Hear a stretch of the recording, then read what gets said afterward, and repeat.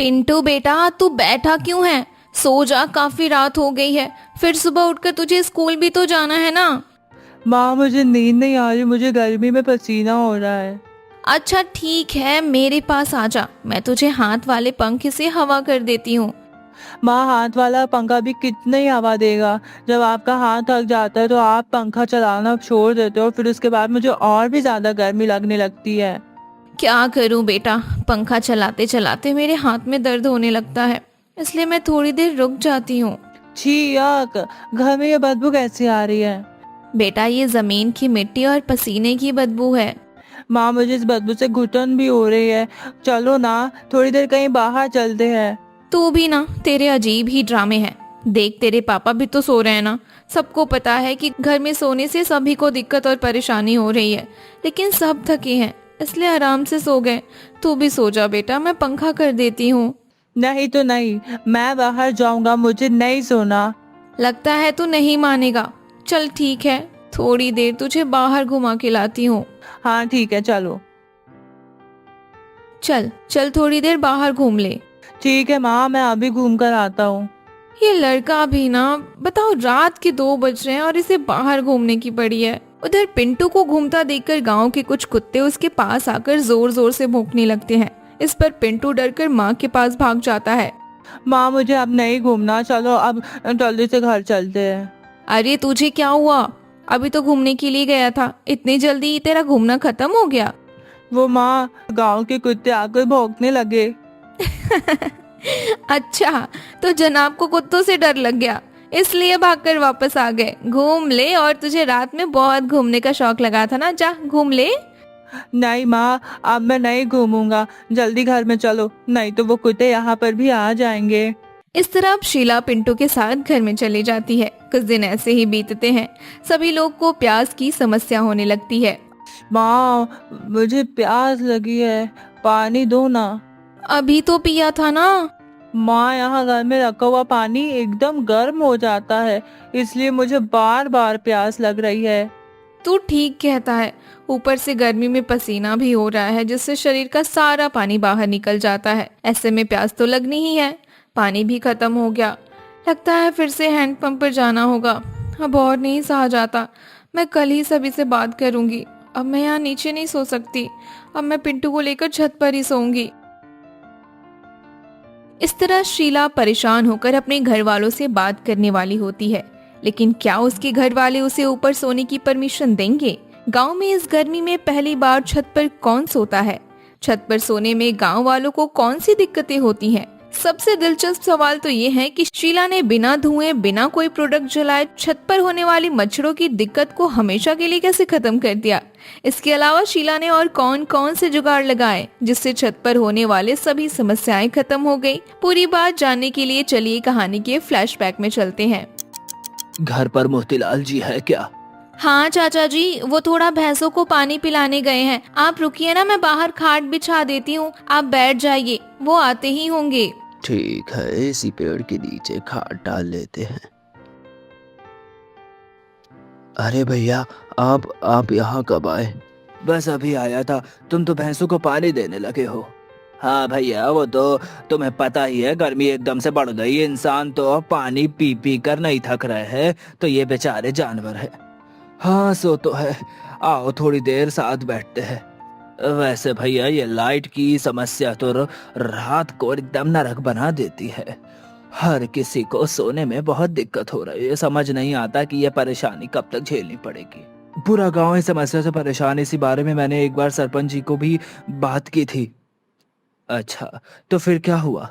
सरपंच जी मेरी बात सुनने के बाद बिजली विभाग गए थे, लेकिन वहां से ये खबर मिली कि गांव में बिजली की कमी है, इसीलिए पूरे दिन बिजली नहीं दी जा सकती है। सुबह बिजली इसीलिए दी जाती ताकि जिन लोगों के काम धंधे बिजली की मदद से होते हैं वे सभी अच्छे से हो सके और आराम से वह लोग अपना काम कर सके। इसका मतलब है रात में बिजली नहीं आएगी। हाँ, सरपंच जी की बातों से तो यही लगता है कि बिजली की व्यवस्था गांव में तो अब ऐसी ही रहने वाली है। खैर, हम भी इसमें क्या कर सकते हैं जब आगे से ही कुछ नहीं हो सकता। चलो ठीक है भैया, अब मैं भी चलता हूँ, थोड़ा मुझे भी कुछ काम है। हाँ ठीक है, मैं भी चलता हूँ, थोड़ा खेतों पर जाऊँ। सुनो जी, खाना तैयार है, पापा जी से पूछ लो ना, खाना निकाल दूं क्या? बहू, आज तो खाना बाहर ही ले आ, अंदर तो बहुत गर्मी है, खाना खाया नहीं जाएगा। सुनो, पिताजी और मेरे लिए दोनों का खाना बाहर ही लेकर आ जाओ। जी ठीक है।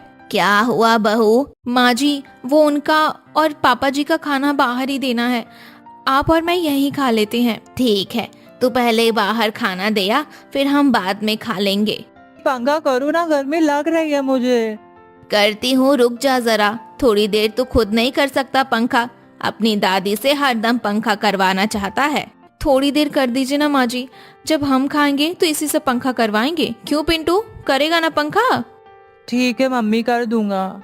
कुछ देर बाद सभी लोग खाना खा लेते हैं, फिर सभी सो जाते हैं। शीला अपने कमरे में थी, उसके साथ सुरेश की अलग चारपाई थी। पिंटू उसी चारपाई पर सो रहा था। आधी रात होते ही पिंटू उठकर बैठ जाता है। पिंटू बेटा, तू बैठा क्यों है? सो जा, काफी रात हो गई है, फिर सुबह उठकर तुझे स्कूल भी तो जाना है ना। माँ, मुझे नींद नहीं आ रही, मुझे गर्मी में पसीना हो रहा है। अच्छा ठीक है, मेरे पास आ जा, मैं तुझे हाथ वाले पंखे से हवा कर देती हूँ। माँ, हाथ वाला पंखा भी कितनी ही हवा देगा? जब आपका हाथ थक जाता है तो आप पंखा चलाना छोड़ देते हो, फिर उसके बाद मुझे और भी ज्यादा गर्मी लगने लगती है। क्या करूं बेटा, पंखा चलाते चलाते मेरे हाथ में दर्द होने लगता है, इसलिए मैं थोड़ी देर रुक जाती हूँ। छी याक, घर में ये बदबू कैसी आ रही है? बेटा, ये जमीन की मिट्टी और पसीने की बदबू है। माँ, मुझे इस बदबू से घुटन भी हो रही है। चलो ना, थोड़ी देर कहीं बाहर चलते हैं। तू भी ना, तेरे अजीब ही ड्रामे हैं। देख, तेरे पापा भी तो सो रहे हैं ना। सबको पता है कि घर में सोने से सभी को दिक्कत और परेशानी हो रही है, लेकिन सब थके हैं, इसलिए आराम से सो गए। तू भी सो जा बेटा, मैं पंखा कर देती हूँ। नहीं तो नहीं, मैं बाहर जाऊंगा, मुझे नहीं सोना। लगता है तू नहीं मानेगा। चल ठीक है, थोड़ी देर तुझे बाहर घुमा के लाती हूँ। हाँ ठीक है, चलो। चल चल, थोड़ी देर बाहर घूम ले। ठीक है माँ, मैं अभी घूम कर आता हूँ। ये लड़का भी ना, बताओ, रात के 2 बज रहे हैं और इसे बाहर घूमने की पड़ी है। उधर पिंटू को घूमता देखकर गांव के कुछ कुत्ते उसके पास आकर जोर जोर से भौंकने लगते हैं। इस पर पिंटू डरकर माँ के पास भाग जाता है। माँ, मुझे अब नहीं घूमना, चलो अब जल्दी से घर चलते हैं। अरे तुझे क्या हुआ? अभी तो घूमने के लिए गया था, इतनी जल्दी तेरा घूमना खत्म हो गया? वो माँ, गांव के कुत्ते आकर भौंकने लगे। अच्छा, तो जनाब को कुत्तों से डर लग गया, इसलिए भागकर वापस आ गए। घूम ले, और तुझे रात में बहुत घूमने का शौक लगा था ना, जा घूम ले। नहीं माँ, अब मैं नहीं घूमूंगा, जल्दी घर में चलो, नहीं तो वो कुत्ते यहाँ पर भी आ जाएंगे। इस तरह अब शीला पिंटू के साथ घर में चली जाती है। कुछ दिन ऐसे ही बीतते हैं। सभी लोग को प्यास की समस्या होने लगती है। माँ, मुझे प्यास लगी है, पानी दो ना। अभी तो पिया था ना। माँ, यहाँ घर में रखा हुआ पानी एकदम गर्म हो जाता है, इसलिए मुझे बार बार प्यास लग रही है। तू ठीक कहता है, ऊपर से गर्मी में पसीना भी हो रहा है, जिससे शरीर का सारा पानी बाहर निकल जाता है। ऐसे में प्यास तो लगनी ही है। पानी भी खत्म हो गया, लगता है फिर से हैंडपंप पर जाना होगा। अब और नहीं सहा जाता, मैं कल ही सभी से बात करूंगी। अब मैं यहाँ नीचे नहीं सो सकती, अब मैं पिंटू को लेकर छत पर ही सोऊंगी। माँ जी, अब मुझसे रात में घर में नहीं सोया जाता, अब तो मैं छत पर ही सोऊंगी। अरे बहू, क्या बोल रही है? तू अकेली हमारे घर की औरत होकर छत पर सोएगी? गांव में कोई भी छत पर नहीं सोता है, ये ठीक नहीं है। तो क्या करूं माँ जी, सारी रात पिंटू के चक्कर में मुझे परेशान होना पड़ता है। रात भर ठीक से नींद पूरी भी नहीं हो पाती, तो दिन में काम करते समय आंख लग जाती है। ऐसे तो मेरी तबीयत खराब हो जाएगी, ऊपर हवा में कम से कम नींद तो पूरी हो जाएगी। हाँ माँ, शीला ठीक कहती है, इसे ऊपर ही सोने दो। अगर कोई दिक्कत वाली बात है तो मैं भी इन दोनों के साथ ऊपर ही सो जाऊंगा। ठीक है, तुम दोनों की जैसी मर्जी वैसा ही करो। माँ, ये छत तो बहुत गर्म हो रही है, यहाँ पर कैसे नींद आएगी? अरे तू चिंता मत कर, हमें खाली छत पर नहीं सोना, नीचे से चटाई बिछानी है, फिर कोई दिक्कत नहीं होगी। चल, मैं चटाई बिछा देती हूँ, फिर आराम से सो जा। माँ, यहाँ भी कभी कभी हवा रुक जा रही है, लगता है यहाँ भी नीचे जैसा ही हो जाएगा। कोई नहीं, नीचे की तरह पंखा तो नहीं चलेगा। अब चल, चुपचाप सो जा। अरे बहन, कैसी हो? गर्मी में रात में नींद आती है या नहीं? अरे बहन तुम आओ बैठो। क्या बताऊं बहन, गर्मी में तो बुरा हाल है। हमारे घर में तो सुरेश और उसकी बीबी परेशान होकर रात में छत पर ही सोने लगे हैं।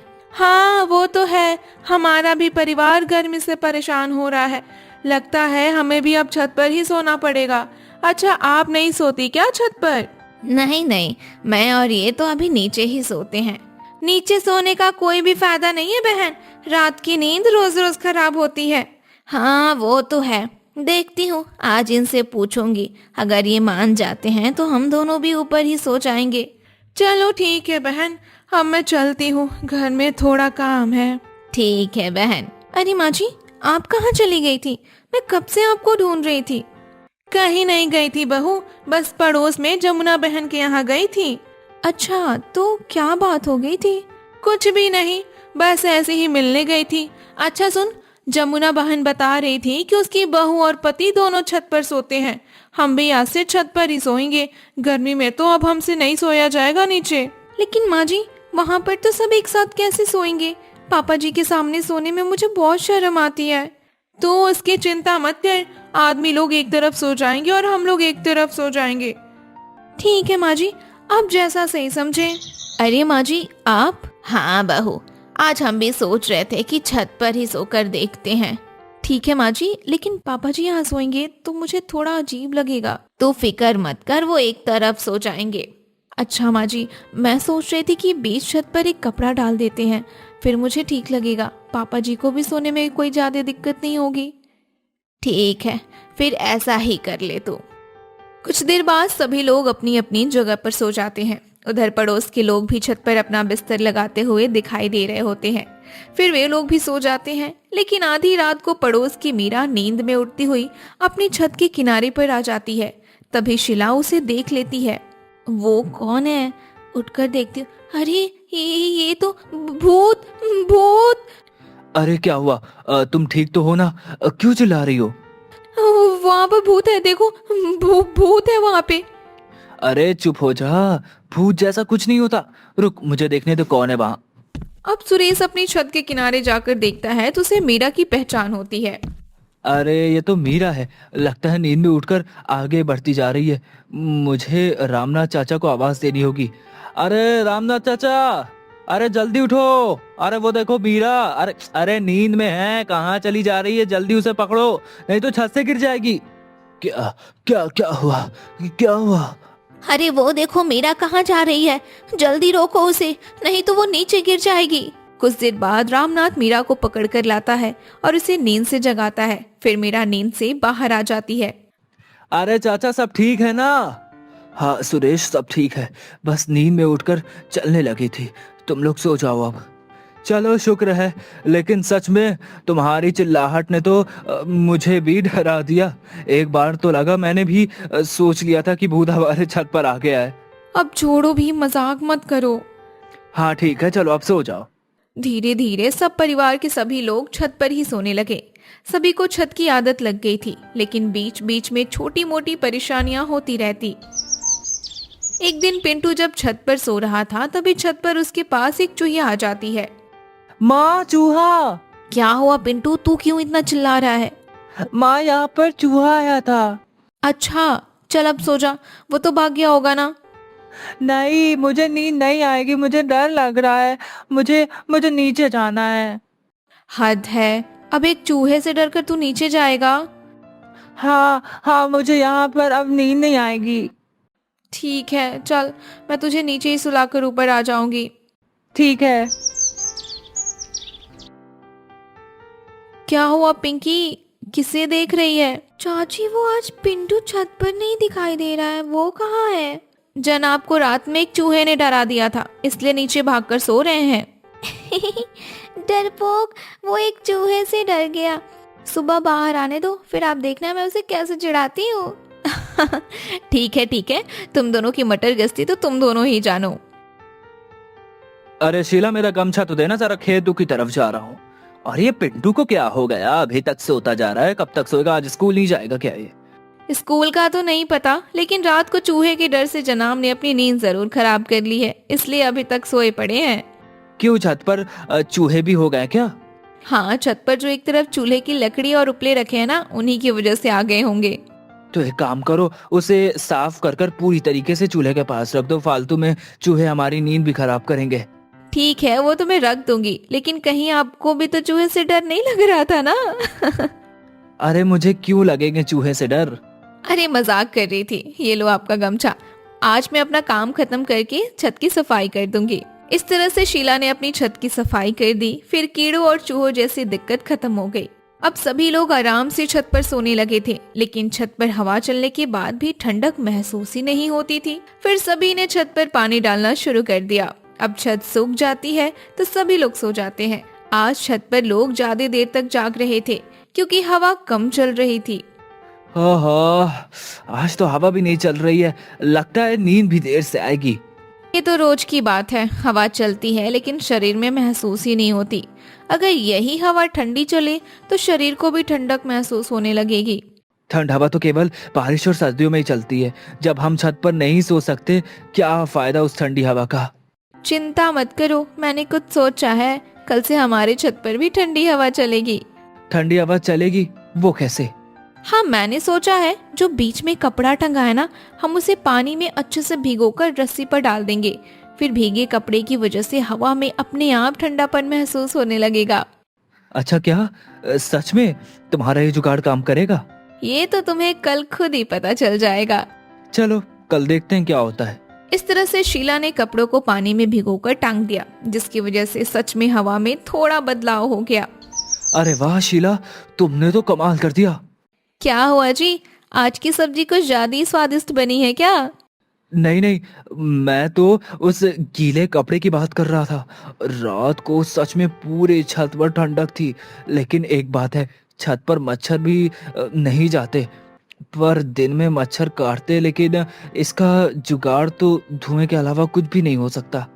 देखती हूँ, सोचने पर कुछ ना कुछ जुगाड़ तो इसका भी मिल जाएगा।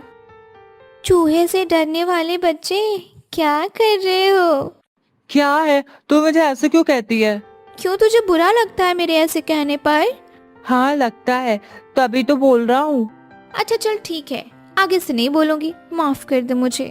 अच्छा सुन, वो मेरी मम्मी ना छत पर अब एक बड़ा सा कपड़ा भिगो कर डालती है, तो जिसकी वजह से हमारी छत ना ठंडी ठंडी हवा से भर जाती है। वहाँ पे बहुत ठंडी ठंडी हवा चलती है। तुम्हारी छत पर भी रात में गीला कपड़ा डालते हैं क्या? नहीं, हमारे छत पर तो ऐसा कुछ नहीं होता। हमारे यहाँ तो होता है, इसलिए हम कूलर जैसी हवा का मजा ले पाते हैं। कुछ देर बाद पिंकी वहाँ से चली जाती है और घर जाकर अपनी मम्मी को पिंटू वाली बात बता देती है। इसी के चलते पड़ोसियों ने भी कपड़े वाला तरीका अपना लिया। एक दिन शीला चूल्हे पर खाना बनाते हुए मिट्टी का तेल लकड़ी पर डाल रही थी। तभी थोड़ा तेल उसके हाथ पर गिर जाता है और बदबू करने लगता है। ओहो, ये क्या हो गया? मेरे हाथ पर तो मिट्टी का तेल ही गिर गया। कितनी तेज बदबू कर रहा। ये तेल ना अब हाथ धोना पड़ेगा, तभी जाकर रोटी बना पाऊंगी।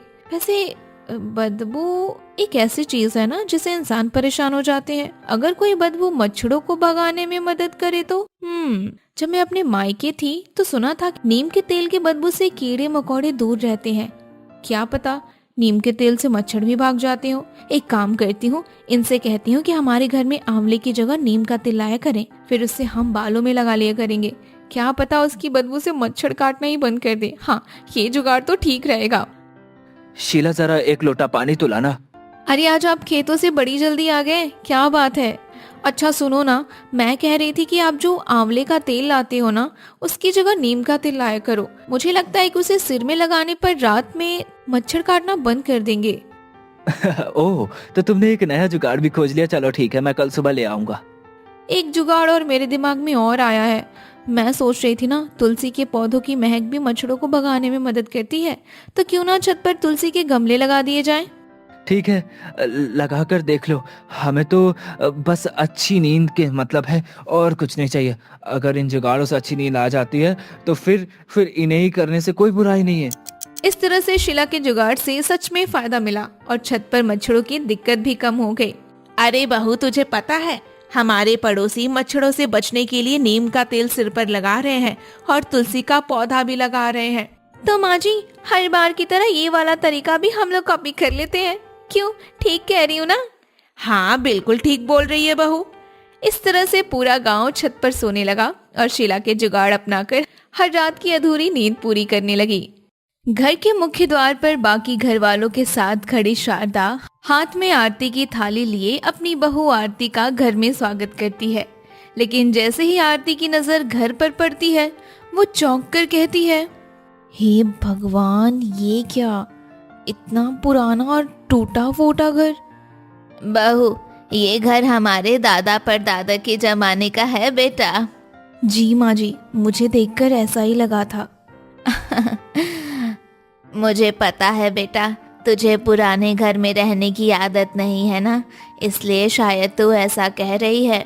ऐसी बात नहीं है माँ जी, लेकिन ये घर कुछ ज्यादा ही पुराना और टूटा फूटा है। हाँ बेटा, घर पुराना तो है। इसकी दीवारें तो ऐसा लग रहा है जैसे अभी गिर जाएंगी। बस इस बार खेती का सीजन अच्छा हो जाए और हमारी सब्जियां अच्छे दाम में बिक जाए तो हम सबसे पहले इस घर की मरम्मत करा लेंगे। हाँ हाँ माँ जी, जरूर करा लेंगे। चलो भाई, अब बहुत रात हो गई है।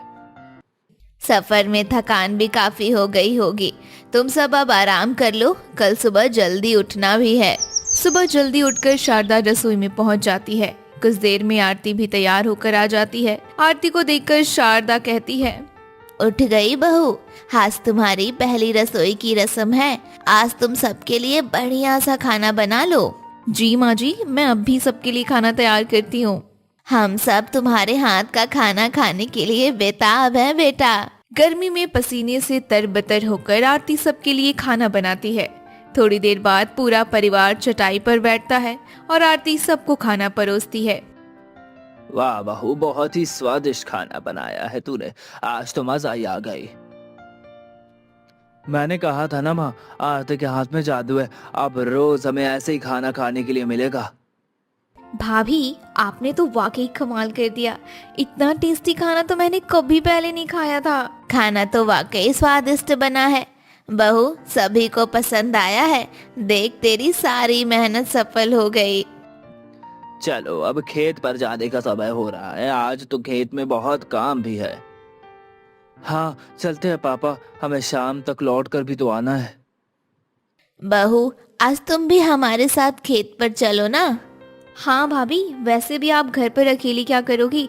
खेत देखोगी तो आपका भी मन बहल जाएगा। हाँ हाँ, मैं भी आप लोग के साथ चलती हूँ ना, मुझे भी अपने खेत देखने का बड़ा मन है। तपती धूप में चलते हुए सब खेत पहुँचते हैं। खेत के बीच में एक पुराना नीम का पेड़ होता है, जिसके नीचे एक चारपाई रखी हुई है। राजेश आरती से कहता है, ये हमारे दादा परदादा के जमाने के खेत है। वैसे थोड़े से ही खेत है ये, लेकिन बस इन्हीं खेतों से ही हमारी रोजी रोटी चलती है। वाह, यहाँ तो कितनी सारी सब्जियां उगी हैं। मुझे तो लगा था कि बस कुछ ही सब्जियां होंगी। भाभी देखो, वहाँ गोभी लगी है, इधर आलू है और उस तरफ मटर और टमाटर। हम सब ने मिलकर उसे उगाया है, इसलिए यहाँ की सब्जियां इतनी फ्रेश होती हैं। शहर में तो बस मुरझाई हुई सब्जियां मिलती हैं। अब तो तुम्हें रोज ताजा ताजा और अच्छी अच्छी सब्जियां खाने को मिलेंगी। हाँ बहू, हम तो अपने खेत की ही सब्जियां खाते, ताजी सब्जी का स्वाद ही अलग होता है। आरती सबके साथ खेत में काम करती है। शाम को सब्जियां लेकर सब घर आते हैं और आरती कहती है, माँ जी आप आराम कीजिए, मैं सबके लिए खाना बना देती हूँ। अरे बेटा, तू रहने दे, तू भी तो थक गई होगी ना। हाँ माँ जी, लेकिन आज खेत की ताजी ताजी सब्जियों से अच्छी सी सब्जी बनाऊंगी तो सारी थकान दूर हो जाएगी मेरी। ठीक है, जैसी तेरी मर्जी। आरती चूल्हे पर खाना चढ़ाती है। कुछ देर में अचानक हवा का रुख बदलने लगता है। हे भगवान, ये हवा कितनी तेज चल रही है। बाहर धूल भरी तेज आंधी चल रही है ना बहू, हवा भी इतनी तेज है कि खिड़कियां तो मानो टूट ही जाएंगी। हे भगवान, देखिए काले बादलों के कारण बाहर कितना अंधेरा भी हो गया है। हाँ, लगता है तूफान आने वाला है। क्या तूफान आने वाला है? आरती फटाफट खाना बना लेती है और घबराई आवाज में शारदा से कहती है, माँ जी खाना तैयार है, सब जल्दी जल्दी खाना खा लो, मुझे तो बहुत डर लग रहा है।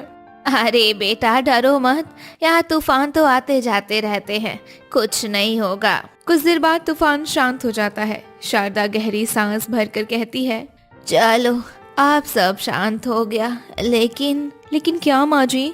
भाभी कुछ दिन बाद फिर से तूफान आ सकता है।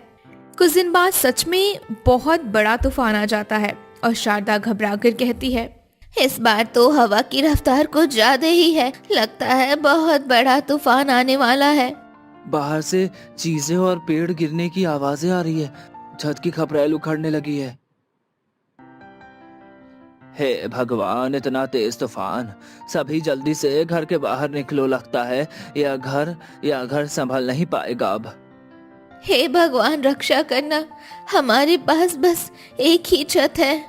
इस बार तूफान इतनी जोर का होता है कि कुछ ही देर में उनका घर भर कर गिर जाता है। उसकी जगह मलबे का ढेर बन जाता है। आज तो सब खत्म हो गया, हमारा पूरा घर गिर गया।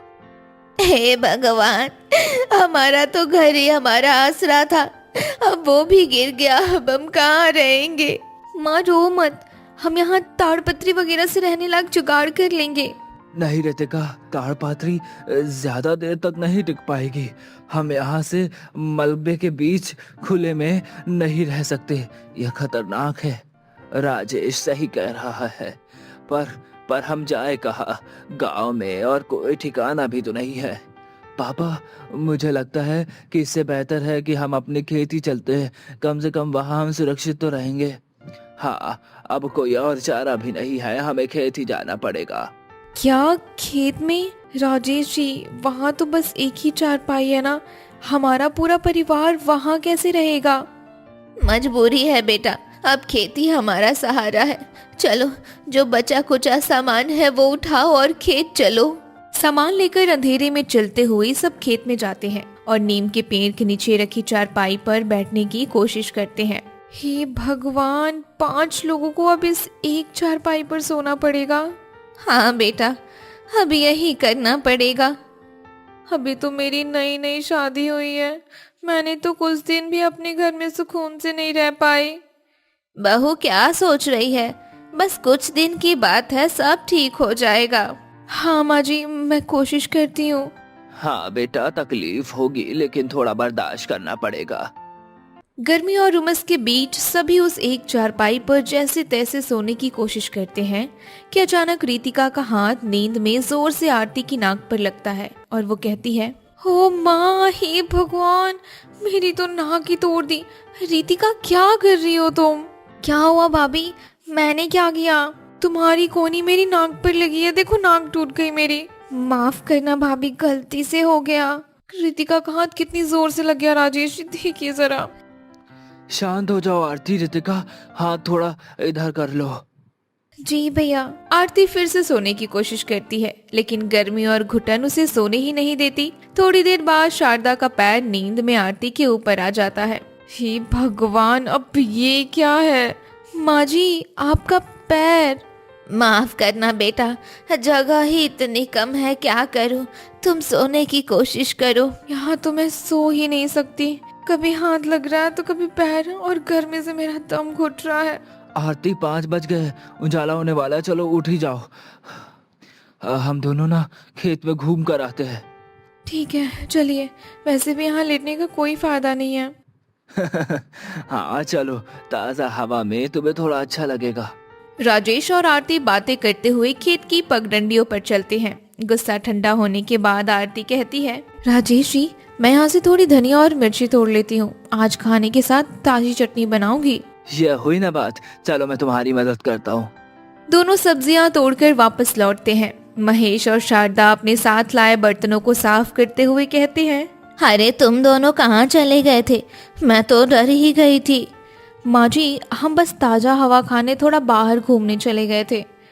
अच्छा किया बेटा, वैसे भी उमस हो रही थी। देखिए, मैं खेतों से ताजी धनिया मिर्ची तोड़ के लाई हूँ, अब इसकी अच्छी सी चटनी बनाऊंगी। वाह बहू, बहुत अच्छा किया, ताजी चटनी के साथ रोटियां खाने में तो मजा ही आ गया।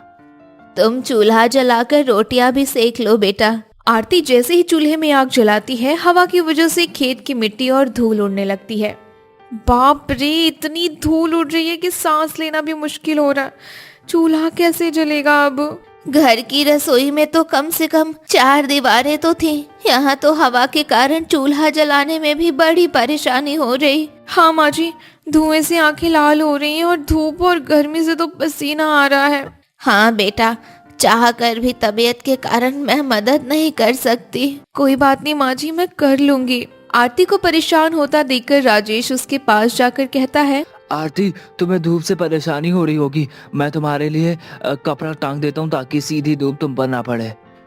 खाना बनता है और सबका खाना होने के बाद आरती के चेहरे पर नींद और थकान साफ दिखने लगती है। बहू, तुम्हें तो बहुत नींद आ रही है बेटा। हाँ माँ जी, नींद और थकान की वजह से मेरा सिर चकरा रहा है, थोड़ी देर आराम करना चाहती हूँ। हाँ बेटा, सो जाओ, अभी चारपाई भी खाली पड़ी है। मैं और राजेश भी जरा खेत पर काम कर लेते हैं। माँ, मैं पेड़ से कच्चे आम तोड़ कर लाती हूँ, दोपहर में आम पन्ना बनाएंगे। आरती चारपाई पर लेट जाती है। उसकी आंख लगने ही वाली होती है कि शारदा की सहेली विनीता आ जाती है। अरे शारदा, मैंने सुना तुम्हारा पूरा घर गिर गया और तुम लोग यहाँ खेत में रह रहे हो। हाँ विनीता, अब बस क्या बताओ, कुदरत का कहर टूट पड़ा हम पर। बड़ी मुसीबत है, ला मुझे भी थोड़ी जगह दे, बड़ी दूर से चलकर आई हूँ, कमर टूट गई है मेरी। हे भगवान, एक ही तो चारपाई है, उस पर भी आकर बैठ गई, अब मैं कहाँ सोऊं? बहू, जा जरा चाची के लिए पानी लेकर आ तो। आरती पानी लेकर आती है और विनीता को देती है। काफी देर तक दोनों की बातें चलती हैं और आरती बैठी रहती है। रात को सोते समय, माँ जी, मैं यहाँ नीचे चटाई बिछाकर सो जाती हूँ। चारपाई पर इतने लोगों के बीच सोने में मुझे बहुत दिक्कत होती है। नहीं बहू, जमीन बहुत गीली है और यहाँ कीड़े मकोड़ों का भी डर है, तो नीचे मत सो बेटा। कुछ नहीं होगा, मैं सो जाऊंगी, मुझे बस खुली जगह चाहिए वरना मेरा दम घुट जाएगा। अच्छा ठीक है, जैसी मर्जी। आरती चादर बिछाती है और जमीन पर ही सो जाती है। कुछ देर बाद आरती को अपनी गर्दन पर कुछ रेंगता हुआ महसूस होता है और वो चीखती है, हे माँ, ये क्या है? हे भगवान, ये तो एक छोटा सा सांप है। देखा बहू, यहाँ जमीन पर सोना बिल्कुल भी सुरक्षित नहीं है। बहू, आज के बाद तू अपनी नहीं चलाएगी, अब तो चुपचाप चारपाई पर ही सोएगी। हाँ, और कोई बहस नहीं। जी, मैं चारपाई पर ही सो जाती हूँ। अगली सुबह आरती की कमर अकड़ जाती है और उसे अपनी किस्मत पर रोना आता है। हे भगवान, चारपाई पर सोना तो बड़ा कठिन है, ना ढंग से नींद आती और ना आराम मिलता है। बहू, अब तो जल्दी से खाना बना ले, खेत में काम बहुत है। धुएं और गर्मी के बीच आरती फिर से चूल्हा फूंकने लगती है। राजेश भी वहीं बैठ जाता है। तभी रीतिका वहां आ जाती है। भाभी, खाना बन गया क्या? बड़ी भूख लगी है। एक तो मैं परेशान हो रही हूँ, ऊपर से इसको बस खाने की पड़ी है। बस थोड़ी देर में बन जाएगा रीतिका। ठीक है भाभी। राजेश जी, मुझे आपसे कुछ बात करनी है। कहो, क्या बात करनी है? क्या बात हो गई? राजेश जी, कब तक हम यूं चारपाई पर सोते रहेंगे? आरती, मुझे पता है तुम तकलीफ में हो, हम सब भी तो परेशान हैं। अब और बर्दाश्त नहीं होता मुझसे। गर्मी, धूल, कीड़े और ऊपर से ये एक ही चारपाई। लेकिन भगवान से प्रार्थना करने के अलावा और कर ही क्या सकते हैं? इतनी गर्मी में सब्जी के खेत में एक ही चारपाई पर सोने वाला ससुराल तो मैंने पहली बार देखा है राजेश जी। वो तो है, लेकिन हिम्मत रखो आरती, वक्त हमेशा एक जैसा नहीं रहता है। राजेश आरती को तसल्ली देकर शांत करता है। शाम को ताजा पानी लाने के लिए आरती कुएं की ओर चली जाती है, जहां गांव की और भी औरतें खड़ी हैं। बहू, तूफान में तुम्हारा घर टूट गया, सुनकर बहुत दुख हुआ। सुना है इतनी गर्मी में सब्जी के खेत में एक ही चारपाई पर पूरा ससुराल सो रहा है। हाँ चाची, मैं तो बहुत परेशान हो गई हूँ, लेकिन अब क्या कर सकते हैं। हम गरीबों की तो किस्मत ही ऐसी है, दिन रात एक करके सब्जियां उगाते हैं, फिर भी साहूकार इतने कम दाम पर लेता है। क्या? क्यों चाची, क्या हम इन्हें और कहीं नहीं बेच सकते? कैसे बेचेंगे बेटा, ना तो हम शहर में किसी को जानते हैं और ना कोई हमें जानता है। बस इसी बात का तो साहूकार फायदा उठाता है। लेकिन कोई तो ऐसा तरीका निकालना पड़ेगा ना कि हमारी सब्जियां सीधे शहर में बिके और हमें सही दाम मिले। तुम पढ़ी लिखी हो बेटा, तुम ही कोई रास्ता निकालो। आरती पानी भरकर वापस लौटती है। चारपाई पर बैठी एक लड़की को देखते ही उसके चेहरे पर चमक आ जाती है। मानसी, तुम यहाँ? आरती, कैसी है तू? मुझे आज पता चला यार तेरे घर के बारे में। बहू, मानसी कब से तेरा इंतजार कर रही है। जा इसके लिए कुछ लेकर आ। मानसी तो बैग मैं तेरे लिए अभी आम का पन्ना बना कर लाती हूँ। भाभी, आप अपनी सहेली से बातें करो, इन्हें खेत दिखाओ, मैं आम का पन्ना बना कर लाती हूँ। चल मानसी, मैं तुझे अपने खेत दिखाती हूँ। वाह आरती, ये तो कितनी ताजी सब्जियां हैं। क्या तुम लोग इसमें केमिकल डालते हो? कुछ नहीं मानसी, हम तो बिल्कुल ऑर्गेनिक तरीके से उगाते हैं। देखिए गोभी, कितनी अच्छी खुशबू है ना इसकी। रितिका आम का पन्ना लेकर आती है। मानसी एक घूंट पीती है और खुश हो जाती है। वाह यार, ये तो बहुत फ्रेश और टेस्टी है। आरती, पता है शहर में ऑर्गेनिक सब्जियों की बहुत मांग है, लोग इसके लिए मुंह मांगा दाम देते हैं। क्या फायदा मानसी, यहाँ तो साहूकार कौड़ियों के भाव लेता है। तू चिंता मत कर, मैं शहर में कुछ स्टोर्स को जानती हूँ। मैं तेरी इन सब्जियों को कुछ सैंपल लेकर जाऊंगी, उन्हें जरूर पसंद आएगा। मानसी सब्जियों के सैंपल लेकर चली जाती है। आरती के मन में एक नई उम्मीद जगती है। लेकिन अगले ही दिन साहूकार खेत में आ धमकता है और कहता है, कहाँ है महेश जी? सुनो, ये तुम्हारा घर टूट गया है। आइए साहूकार जी, क्या करे, हम पर कुदरत की मार पड़ी है। ठीक है, जो होना था वो तो हो गया। देख रहा हूँ कि तुम्हारी सब्जियां एकदम तैयार हो गई हैं। जी सेठ जी, तैयार तो हो गई है। तो फिर कल ही अपने आदमियों को मैं भिजवाता हूँ लेने के लिए। साहूकार जी, सब्जियां तो तैयार हो गई हैं, पर इस बार जरा रहम करना। हाँ सेठ जी, हमारा घर गिर गया, सिर छिपाने की जगह नहीं है, इस बार थोड़े ज्यादा पैसे दे देना। देखो, पैसे तो मैं उतने ही दे पाऊंगा जितना हमेशा देता हूँ। हम पर रहम कीजिए सेठ जी। देखो, ज्यादा नखरे करोगे तो सब्जियां खेत में ही सड़ जाएंगी। मेरे सिवा गांव में कोई और नहीं खरीदेगा। साहूकार जी, आप ये सब्जियां शहर ले जाकर 5 गुने दाम में महंगे बेचते हैं, फिर हमें इतना कम क्यों देते हैं? ए बहू, तू बीच में मत बोल। क्यों ना बोलूं, हम सही दाम ही तो मांग रहे हैं बस। तुझे क्या पता व्यापार क्या होता है? गाड़ी मजदूर लगाकर सब्जियों को शहर लेकर जाना पड़ता है, उसमें पैसा नहीं लगता क्या? लेकिन ठीक है साहूकार जी, कल भेज देना आदमियों को, हम सब्जियां तैयार रखेंगे। साहूकार चला जाता है। आरती का खून खौल जाता है और वो राजेश और महेश से कहती है, पापा जी, आपने मुझे बोलने से क्यों रोक दिया? बेटा, वो अच्छा आदमी नहीं है। चाहे जो भी हो, हम साहूकार को सब्जियां नहीं देंगे। हमें सब्र रखकर मानसी की खबर का इंतजार करना चाहिए। मुझे लगता है कि आरती सही कह रही थी, हमें एक बार कोशिश करनी चाहिए। मानसी पढ़ी लिखी है, वो गलत नहीं बोलेगी। लेकिन बेटा, मुझे तो अभी भी साहूकार का डर सता रहा है, कहीं हम मुसीबत में ना पड़ जाएं। आप घबराइए मत माँ जी, हम किसी मुसीबत में नहीं फंसेंगे। अगली सुबह पूरा परिवार खुशी खुशी सब्जियां तोड़ने में जुट जाता है। तभी साहूकार के आदमी वहां पहुंच जाते हैं और आरती निडरता से कहती है, जाके अपने मालिक से कह दो, आज हम सब्जियां नहीं बेच रहे, हमें शहर में ग्राहक मिल गया है। साहूकार के आदमी चले जाते हैं। थोड़ी देर बाद मानसी लोडिंग गाड़ी और 2 व्यापारियों के साथ खेत में दाखिल होती है। देखो मानसी, आ गई, सब्जियां लेकर बोरियों में भर दीजिए। क्या हो रहा है यहाँ? तुम्हारी इतनी हिम्मत की किसी और को माल बेच दिया? हाँ, बेच दिया, जो करना है कर लीजिए। बहुत पछताओगे तुम लोग। शहर वाला एक ही दिन खरीदेगा, फिर तुम मेरे पास ही आओगे। मैं एक भी सब्जी नहीं खरीदूंगा। साहूकार जी, अब आपकी जरूरत कभी नहीं पड़ेगी। मैं खुद इनकी सब्जियों को सीधी डील शहर से बड़े स्टोर से करवाऊंगी। हाँ साहूकार जी, अब हम बेवकूफ नहीं बनेंगे। अब हमारा पसीना हमारे काम आएगा, आपकी तिजोरी भरने के नहीं। महेश आरती से कहता है, आरती बेटा, तू तो साक्षात लक्ष्मी बनकर आई है। आज तक हमने एक साथ इतने पैसे कभी नहीं देखे। बहू, मुझे माफ कर देना, मैं तो डर गई थी, पर तूने तो सबका ही नसीब बदल दिया। भाभी, अब तो हम पक्का घर बनाएंगे और मेरे लिए एक अलग कमरा भी। हाँ रितिका, सबका अपना कमरा होगा और हम अब उस चारपाई को अपने आंगन में शान से रखेंगे, ताकि हमें याद रहे कि हमने कैसे संघर्ष किया था। कुछ ही महीनों में खेत के पास एक पक्का मकान खड़ा हो जाता है। अब गर्मी की दोपहर में कूलर की हवा चलती है और पूरा परिवार खेत की ताजी सब्जियां खाता है। ये तो सही बात है। ये हम सबकी मेहनत का नतीजा है माँ जी और पापा जी।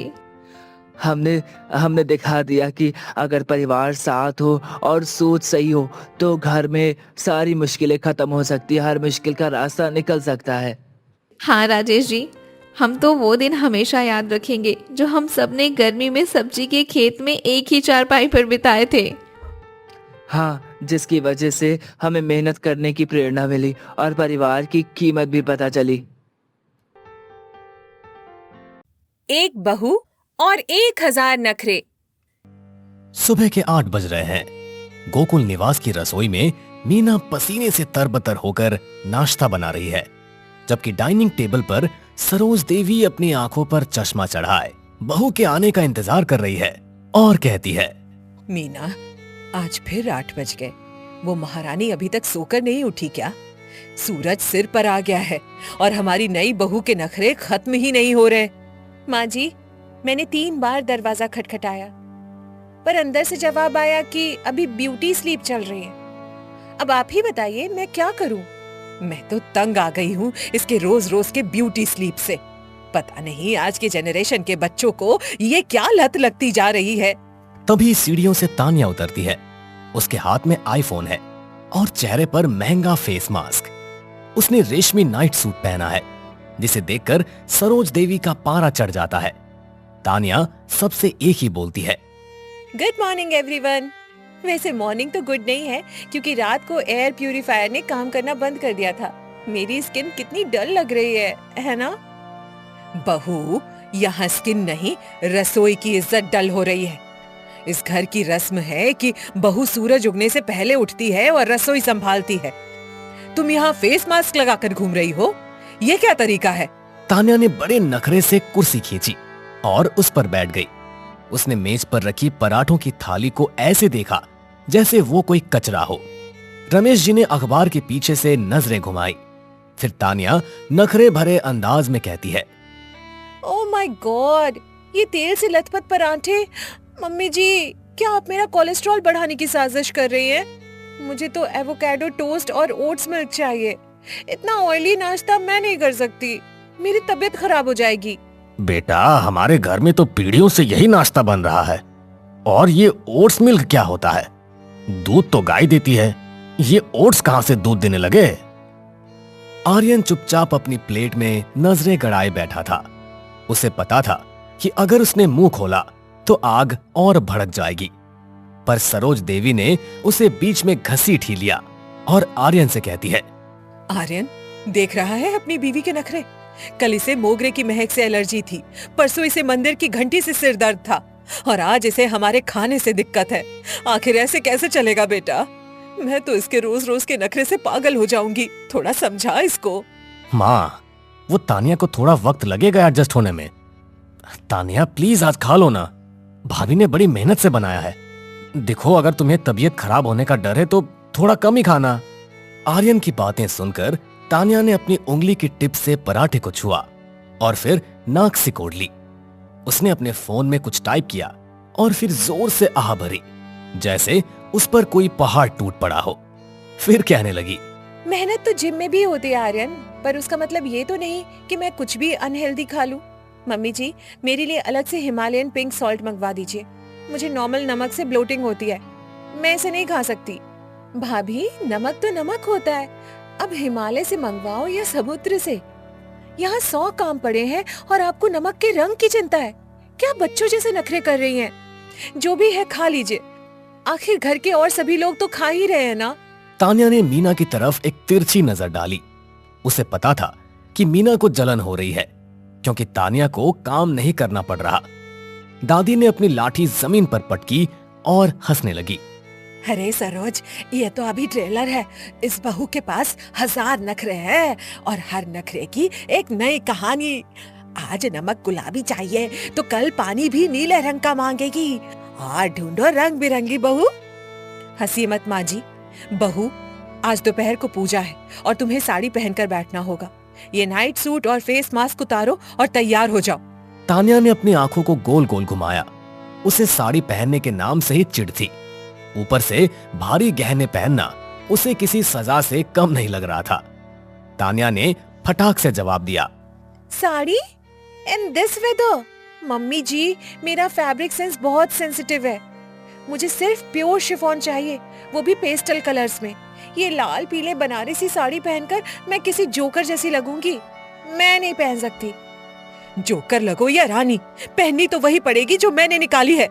और याद रखना, अगर पूजा में तुम्हारे नखरे शुरू हुए तो मुझसे बुरा कोई नहीं होगा। बहुत हो गई तुम्हारी नौटंकी। तानिया उठी और अपने कमरे की तरफ चल दी, पर जाते जाते उसने एक और बम फोड़ दिया। उसने मेज पर रखे पानी के गिलास को देखा और फिर उसे छोड़ दिया और पानी पर तंज कसते हुए बोली, वैसे मम्मी जी, क्या इस घर का पानी कॉपर चार्ज्ड है? अगर नहीं है तो मेरा डाइजेशन खराब हो सकता है।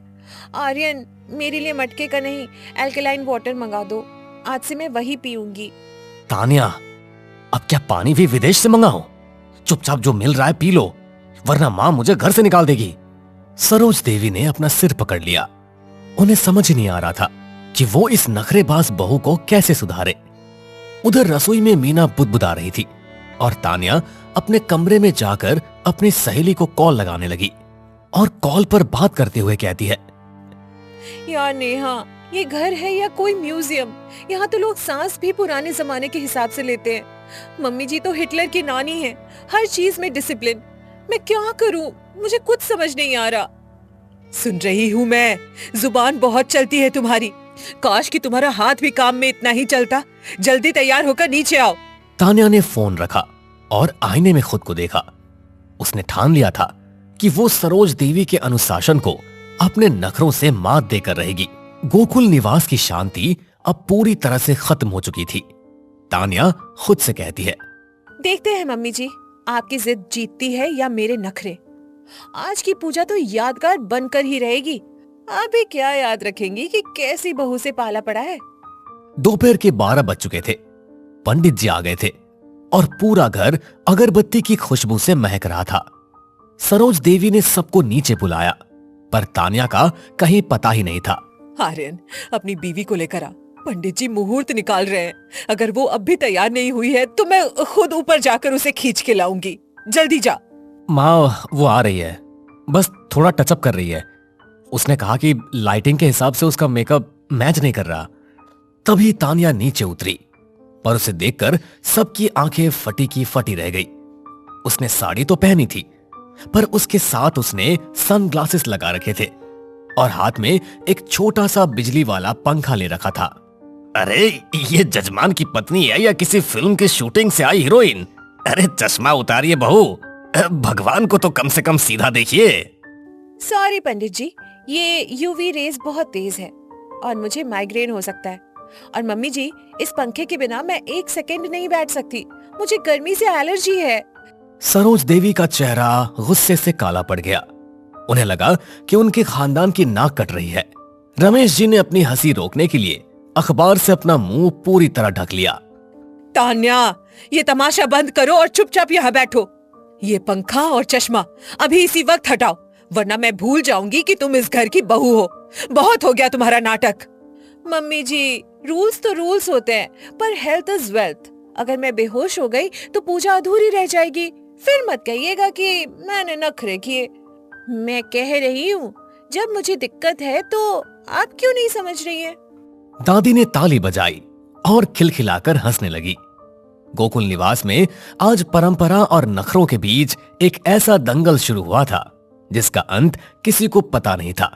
फिर दादी कहती है, वाह रे मेरी बहू, 1000 नखरे और एक अकेली सास। सरोज, आज तो तू हार गई। इस लड़के ने तो भगवान के सामने भी अपनी शर्त रख दी। अब आगे क्या होगा, अब भगवान ही जाने। थैंक यू दादी, कम से कम आप तो मुझे समझती हैं। अब पंडित जी, मंत्र शुरू कीजिए, पर थोड़ा फास्ट। मुझे 3 बजे अपना स्किन रूटीन फॉलो करना है। अपने हेल्थ से मैं किसी भी तरह से कोई भी कॉम्प्रोमाइज नहीं कर सकती। सरोज देवी ने हाथ जोड़कर भगवान की तरफ देखा, जैसे वो पूछ रही हों कि उन्हें पिछले जन्म के किस पाप की सजा मिली है। तान्या ने बड़े नखरे से चश्मा थोड़ा नीचे किया और मुस्कुराकर अपनी सास की तरफ देखा। पूजा खत्म हो चुकी है, पर घर का माहौल अब भी गर्म है। सरोज देवी ने तय कर लिया है कि तान्या के नखरों का इलाज काम से ही होगा। उन्होंने अपनी बड़ी बहू मीना को किनारे ले जाकर एक गुप्त योजना बनाई और उसे अच्छे से समझाया और कहा, मीना, आज शाम का पूरा खाना तानिया बनाएगी। और हाँ, रसोई की एसी और पंखा दोनों खराब कर दो। जरा देखे इसके नखरे गर्मी में कितने टिकते हैं। जब गर्मी में खाना बनाएगी तब इसकी सारी नौटंकी खत्म हो जाएगी। माँ जी, ये तो बहुत अच्छा आइडिया है। वैसे भी इसे हाथ लगाने की आदत नहीं है। आज आटे और पसीने में इसके स्किन का सारा ग्लो निकल जाएगा। तब समझ में आएगा कि काम करने और नखरे दिखाने में कितना अंतर होता है। शाम के 4 बज रहे हैं। तान्या अपने कमरे में नेटफ्लिक्स देख रही है। तभी सरोज देवी ने दरवाजा जोर से खटखटाया। उनके हाथ में रसोई की चाबियां थी और चेहरे पर एक विजयी मुस्कान। सरोज देवी तान्या से कहती है, बहू, आज मीना की तबीयत ठीक नहीं है और मेरे घुटनों में बहुत जोरों का दर्द हो रहा है। आज रात का खाना तुम्हारे हाथ का होगा। और सुनो, बाहर से ऑर्डर करने का सोचना भी मत, क्योंकि हमें बाहर का खाना खाने की आदत नहीं है। ओह गॉड, कुकिंग! मम्मी जी, किचन में तो मैं 1 सेकंड भी नहीं रुक पाऊंगी। मुझे आग की गर्मी से स्किन प्रॉब्लम हो जाती है। मेरी स्किन हीट सेंसिटिव है। डॉक्टर ने आग से दूर रहने को कहा है। सरोज देवी ने तान्या की बातों को अनसुना कर दिया और उसे खींचकर रसोई में ले गई। रसोई में घुसते ही तान्या ने अपनी नाक पर रुमाल रख लिया, क्योंकि वहां उमस बहुत ज्यादा थी। वो खुद को बहुत ज्यादा असहज महसूस कर रही थी। What? यहाँ पंखा क्यों नहीं चल रहा? और ये लाइट इतनी डिम क्यों है? आर्यन, जल्दी आओ। यहाँ सरवाइव करना मेरे बस की बात नहीं है। आर्यन अभी बाजार गया है, पंखा खराब है और मैकेनिक कल आएगा। अब चुपचाप ये सब्जियां काटो और चूल्हा जलाओ, वरना रात को सबको भूखा सोना पड़ेगा। सरोज देवी बाहर जाकर सोफे पर बैठ गई और छिपकर रसोई का नजारा देखने लगी। तान्या ने बड़े नखरे से अपने रेशमी दुपट्टे को कमर में बांधा और चाकू उठाया, जैसे वो कोई तलवार हो। ये चाकू कितना बेकार है। और ये प्याज, छी, इसकी स्मेल मेरी नाक में घुस जाएगी। मम्मी जी, क्या हमारे पास टीयर्स फ्री प्याज नहीं है? भाभी, प्याज तो रुलाने के लिए ही होते हैं। जल्दी कीजिए, वरना ससुर जी के आने का वक्त हो जाएगा और उन्हें देर से खाना पसंद नहीं है। अब नखरेबाजी बंद कीजिए। आधे घंटे बाद तान्या का बुरा हाल था। उसका फेस मास्क पसीने से बहकर उसकी गर्दन तक आ गया था। उसने गुस्से में चूल्हा जलाया, पर लाइटर काम नहीं कर रहा था, क्योंकि उसे मीना ने गीला कर दिया था। तान्या परेशान होकर कहती है, हे भगवान, ये लाइटर भी डेड है। क्या इस घर में कुछ भी स्मार्ट नहीं है? मम्मी जी, मुझे माचिस से डर लगता है। इससे विस्फोट हो सकता है। मैं आग कैसे जलाऊं? कोई दिक्कत नहीं है बहू, डरो मत। माचिस जलाओ और रोटियां तवे पर डालो। और हाँ, याद रखना, रोटियां गोल होनी चाहिए, नक्शा नहीं बनाना है। तान्या ने जैसे तैसे आग जलाई और आटा गूंथना शुरू किया। उसने आटे के परत में अपनी उंगलियां डाली और उसे लगा जैसे वो किसी कीचड़ में फंस गई हो। उसके लंबे नाखून आटे से भर गए। तान्या झुंझला कर कहती है, आर्यन, देखो मेरा मैनिक्योर बर्बाद हो गया। मम्मी जी, ये आटा बहुत चिपचिपा है। क्या हम रेडीमेड रोटियां नहीं मंगवा सकते? तान्या, क्या हुआ? रसोई में इतना धुआं क्यों है? माँ, आपने इसे अकेले यहाँ क्यों छोड़ दिया? ये चाय भी नहीं बना पाती, फिर ये खाना कैसे बनाएगी? आर्यन को देखते ही तान्या ने रोने का नाटक शुरू कर दिया। उसने अपने आटे वाले हाथ आर्यन के सफेद शर्ट पर लगा दिए और उसके गले लग गई। सरोज देवी ये देखकर अपनी जगह से खड़ी हो गई। आर्यन, देखो मम्मी जी मुझसे लेबर वर्क करवा रही है।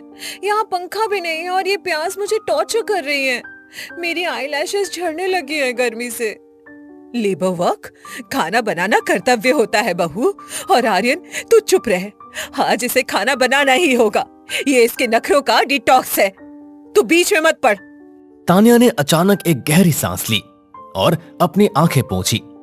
उसके दिमाग में एक नया नखरा आया। उसने गैस बंद की और बड़े स्टाइल से अपनी गीली जुल्फें पोंछ ली और कहती है, ओके मम्मी जी, अगर आप चाहती है कि मैं कुक करूं तो मैं करूंगी, पर मेरा एक प्रोफेशनल कॉन्ट्रैक्ट है। मुझे किचन में ब्लूटूथ स्पीकर्स और एर्गोनॉमिक चेयर चाहिए, वरना मेरा पोस्चर खराब हो जाएगा। अरे भाई, ये रसोई है या जिम? बहू जो है उसी में बना लो, हम सबको भूख लगी है। अब और कितना इंतजार करवाओगी? पापा जी, बिना म्यूजिक के मेरी पॉजिटिव एनर्जी खाने में नहीं जाएगी, और अगर खाना नेगेटिव बना तो आप सबको फूड पॉइजनिंग हो सकती है। चॉइस आपकी है, जैसा कहें। दादी अपनी व्हीलचेयर पर रसोई तक आई और तानिया के आटे वाले चेहरे को देखकर जोर से ठहाका लगाया। उन्हें तानिया के पलटवार में बड़ा मजा आ रहा था। दादी बोली, सरोज हार मान ले, तेरी बहू ने हेल्थ और हाइजीन का ऐसा खेला खेला है कि तू कुछ नहीं बोल पाएगी। चल बहू, तू बाहर जा, आज मैं सबको अपनी पसंद का पकौड़ा बनाकर खिलाऊंगी। नहीं माँ जी, आज तो ये बनाकर ही रहेगी। तान्या, जाओ और रोटियां बनाओ, वरना मैं तुम्हारा ये फोन 7 दिन के लिए जब्त कर लूंगी। तानिया का चेहरा उतर गया। फोन जब्त होने की बात सुनकर उसने तुरंत बेलन उठाया। उसने पहली रोटी बेली, ऑस्ट्रेलिया के नक्शे जैसी बनी थी। उसने उसे तवे पर डाला और जानबूझकर उसे जलने दिया। ओप्स, ये तो चारकोल फ्लेवर्ड रोटी बन गई। मम्मी जी, आजकल ये बहुत ट्रेंड में है, बॉडी को डिटॉक्स करता है। आप पहली रोटी खाएंगी? आपको अच्छी लगेगी। ये रोटी है या कोयला? तान्या, तुम जानबूझकर ये सब कर रही हो? मीना, जरा चखो तो ये इसने क्या बनाया है। माँ जी, दाल में नमक की जगह इसने पिसी हुई चीनी डाल दी है। ये कह रही है इसे खट्टा मीठा गुजराती टच दे रही है। पूरा घर तानिया के इस कुकिंग एक्सपेरिमेंट से दहल गया। सरोज देवी समझ गई कि तानिया को काम सिखाना यानी अपने ही पैरों पर कुल्हाड़ी मारना है।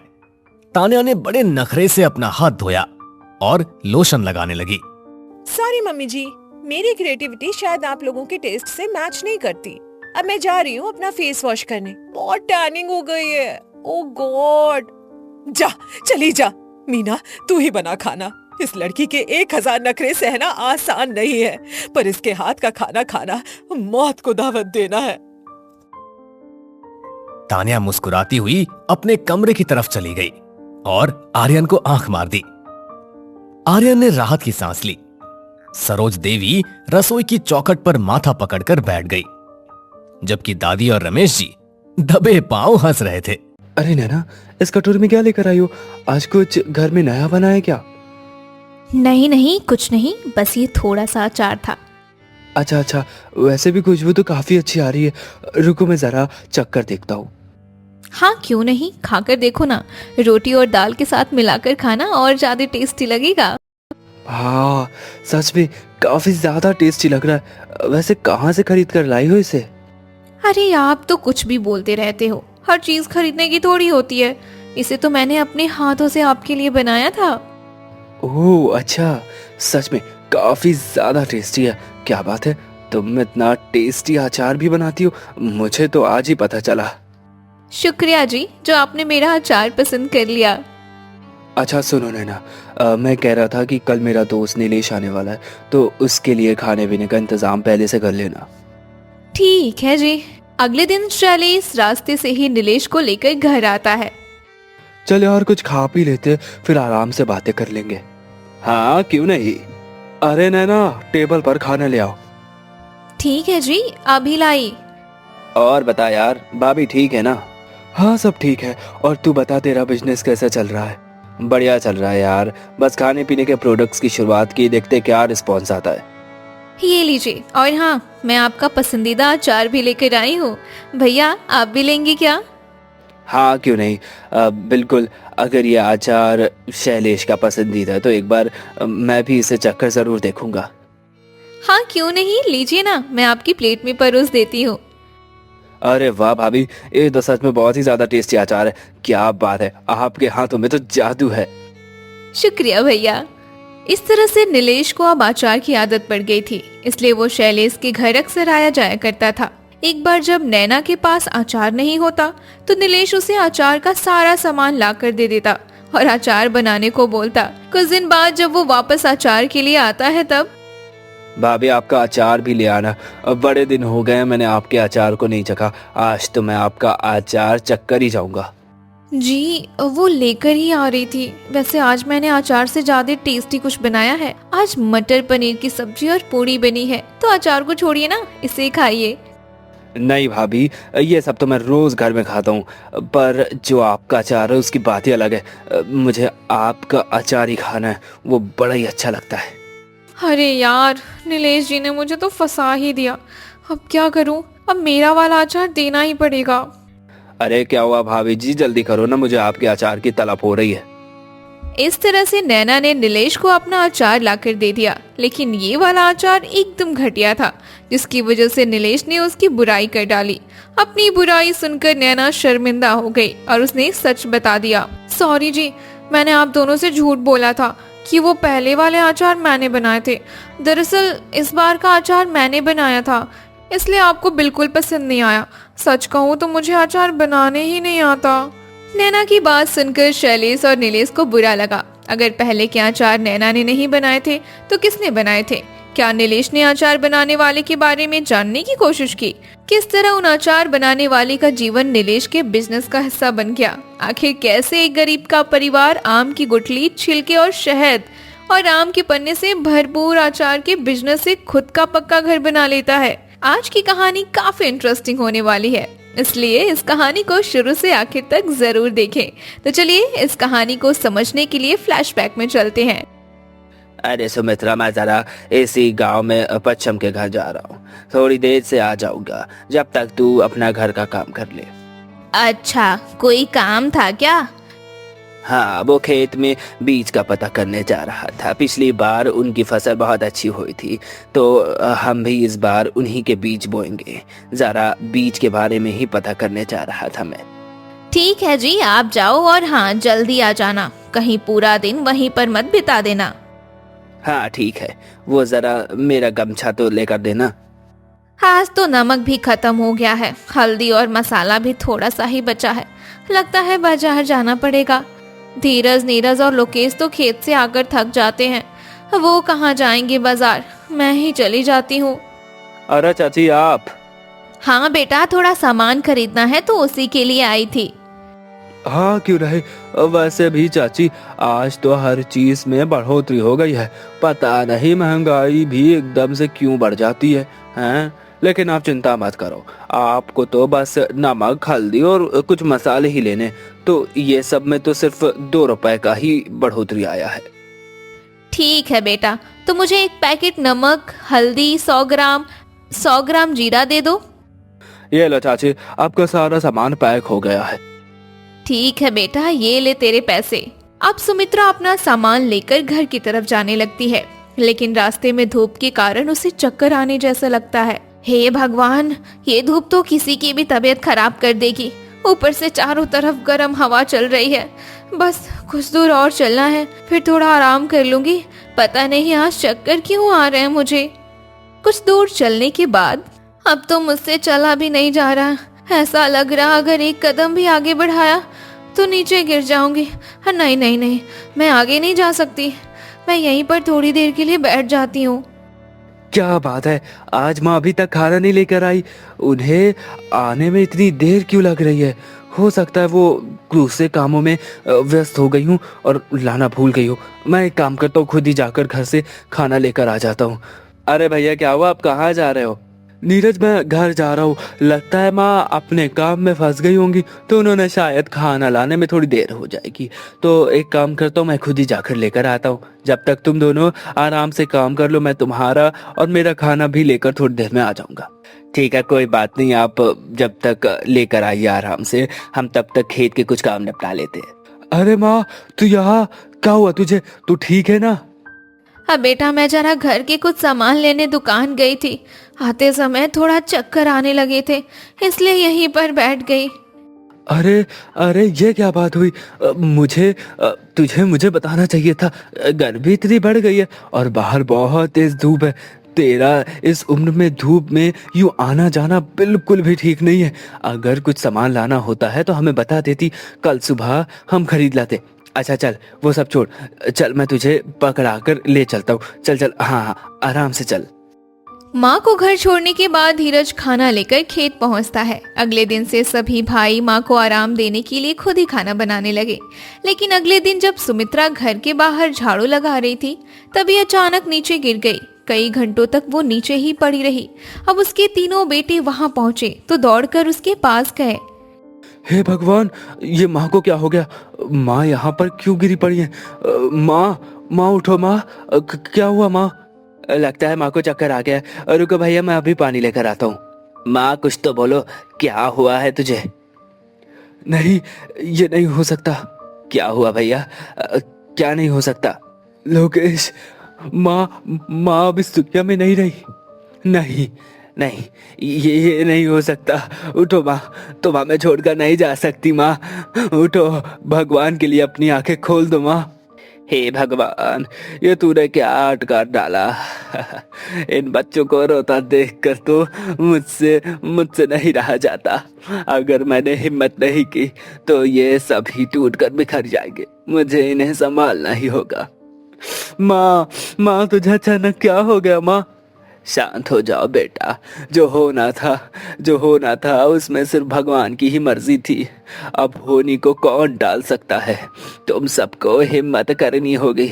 मैं तुम्हारे पास हूँ तो तुम्हें दुखी होने की कोई बात नहीं है। कुछ समय बाद सभी ने खुद को संभाला और माँ का अंतिम संस्कार कर दिया। समय बीतता गया और सभी को काम धंधे में परेशानी होने लगी। इसी के चलते बिजरपाल ने एक एक करके अपने तीनों बेटों की शादी कर दी। अब घर में 3 बहू आने के बाद जिम्मेदारियां सभी में बंट गईं। एक दिन वो तीनों लकड़ियां लेने पास के ही बगीचे में जाती हैं। अरे वाह, यहाँ तो छाँव में कितनी अच्छी हवा चल रही है। कुछ देर इस पेड़ के नीचे बैठ लेते हैं, फिर लकड़ियां काट कर लेकर घर जाएंगे। वैसे दीदी, हमारे घर में सासू माँ के ना होने से कितना सूना लगता है ना। हाँ, सो तो है। अब क्या करें, हमारे नसीब में यही घर लिखा था तो मिल गया। ठीक ही तो है हमारा नसीब।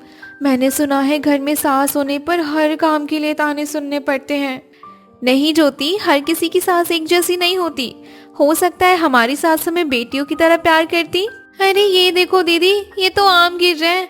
लगता है हवा की वजह से इस आम के पेड़ से आम गिरने लगे हैं। हाँ, जरा इन्हें उठाकर तो ला। चल एक एक करके चक्कर देखते हैं। आम तो अच्छे लग रहे हैं। तू भी खाना, फिर बाकी के आम घर ही ले चलते हैं। अगले दिन गांव में खबर फैली कि एक आदमी गर्मी की लू से मर गया। ये सुनकर देवरानी और जेठानी को अपने पति की चिंता होने लगी। हे भगवान, न जाने उस बेचारी की पत्नी का क्या हाल होगा। दीदी, कहीं हमारी सासू माँ को भी तो लू नहीं लग गई थी ना? हाँ, हो भी सकता है, लेकिन अब से हमें खुद और अपने परिवार का ख्याल रखना होगा। हाँ ज्योति, तू ठीक कहती है। मेरे मन में ना एक ख्याल आया है। जो आम कल हम लेकर आए थे ना, उसका पन्ना बना लेते हैं और खेत पर जाते समय हम उन्हें दे देंगे। सुना है आम का पन्ना लू लगने से बचाव करता है। हाँ दीदी, आपने सही कहा। इससे हमारी पतियों को लू भी नहीं लगेगी। ये खेतों की एक ही प्रकार की सब्जी खा खाकर तो मेरा मन ही उग गया है। अब क्या करें दीदी, हमें जो मिलता है बनाने को उसे ही बना लेते हैं। कोई बात नहीं ज्योति, अब हमारे घर की हालत वैसी नहीं है कि रोज बाजार से तरह तरह की चीजें मिल सके। हमारे आने से थोड़ा खर्चा भी तो बढ़ गया ना, तो हमें अपने पतियों की हालत को सोचकर घर में जो भी है रूखा सूखा उसी में संतुष्ट रहना होगा। ठीक कहती हो दीदी, वैसे भी पेट ही तो भरना है, इसमें क्या बहस करनी। हम सभी अपने मन को समझा ही लेंगे। अच्छा सुनो, घर में कुछ आम है ना, उनकी चटनी बना लेते हैं। हो सकता है थोड़ा मन बदल जाए। ठीक है दीदी, आप लोग खाना निकालो, मैं अभी चटनी पीस कर लाती हूँ, फिर हम एक साथ मिलकर खाएंगे। अरे वाह, ये तो बड़ी ही स्वादिष्ट चटनी बनी है। हाँ दीदी, कहाँ हम एक ही सब्जी से बोर हो गए थे, इस चटनी ने तो हमें अलग ही स्वाद चखा दिया। हाँ सही है, अब तो आम का सीजन भी चल रहा है, तो बाजार में आम सस्ते भी मिल रहे होंगे। हाँ क्यों नहीं, हम कुछ पैसे बचाकर बाजार से आम खरीद लेते हैं, फिर उनका अचार बना लेंगे। कुछ दिन बाद तीनों ने मिलकर अचार तैयार कर लिया और डिब्बे में रख दिया। लेकिन डिब्बे में रखा अचार बेस्वाद सा लग रहा था। किसी को पसंद न आने पर लोगों ने उसे मजबूरी में खाकर खत्म करना ही समझा। एक दिन ज्योति मटके का पानी सभी को देकर खुद पी रही थी। दीदी, ये जो हमारे घर का मटका है ना, किसी फ्रिज से कम नहीं है, बस इसमें बिजली का तार ही नहीं है, यही एक कमी रह गई है इसमें। अरे दीदी आप भी ना, कहाँ फ्रिज कहाँ ये मटका। फ्रिज में हम खाना और फल रख सकते हैं और ज्यादा ठंडा पानी कर सकते हैं। इस मटके में आप उसके जैसी कौन सी बात दिख गई। सही बात है। वैसे भी अगर मटका ही फ्रिज बन जाता तो फ्रिज बनाने वाली कंपनियां क्या आम अचार डालने के लिए खुली रखती। हाँ दीदी आपने ठीक कहा, मैं तो बस ऐसे ही मजाक कर रही थी। आप भी ना दीदी अजीबोगरीब मजाक करती रहती हो। हमारा मटका वैसे चमत्कारी है, खुद बाहर की हवा सोखकर अंदर के पानी को अपने ही ठंडा कर देता है। हवा अंदर जाने की बात से मुझे कुछ याद आया, कहीं हमारे डिब्बे वाले अचार में हवा ना जाने की वजह से तो अचार नहीं खराब हो गया ना। हाँ हो भी सकता है, किसी चीज को एकदम से बंद कर दो तो उसमें बदबू तो आने ही लगती है। हाँ ये तो है, अगर हम अपना अचार मटके में बनाकर रखें और ऊपर से सूती कपड़ा से बांधें तो कैसा रहेगा। फिर तो मटके के ऊपर और चारों तरफ से उसमें हवा जाएगी, इससे अचार बदबू भी नहीं करेगा और अच्छा भी लगेगा।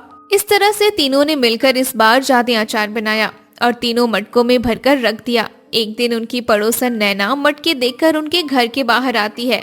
अरे मोनिका, ये तुम लोगों ने मटकों में क्या रख दिया? हाँ दीदी ये हमने अचार बनाया था, जो उसी को थोड़ा धूप दिखा रहे हैं। अच्छा, वैसे खुशबू तो बहुत अच्छी आ रही है, जरा एक चखाओ तो मुझे। हाँ दीदी अभी देती हूँ। अरे ज्योति जरा घर में से एक कटोरी तो लाना।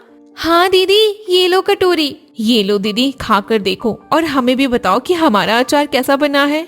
वाह मजा आ गया, ये तो बहुत ही टेस्टी लग रहा है। सच में तुम्हारा अचार तो बहुत ही अच्छा है। शुक्रिया दीदी।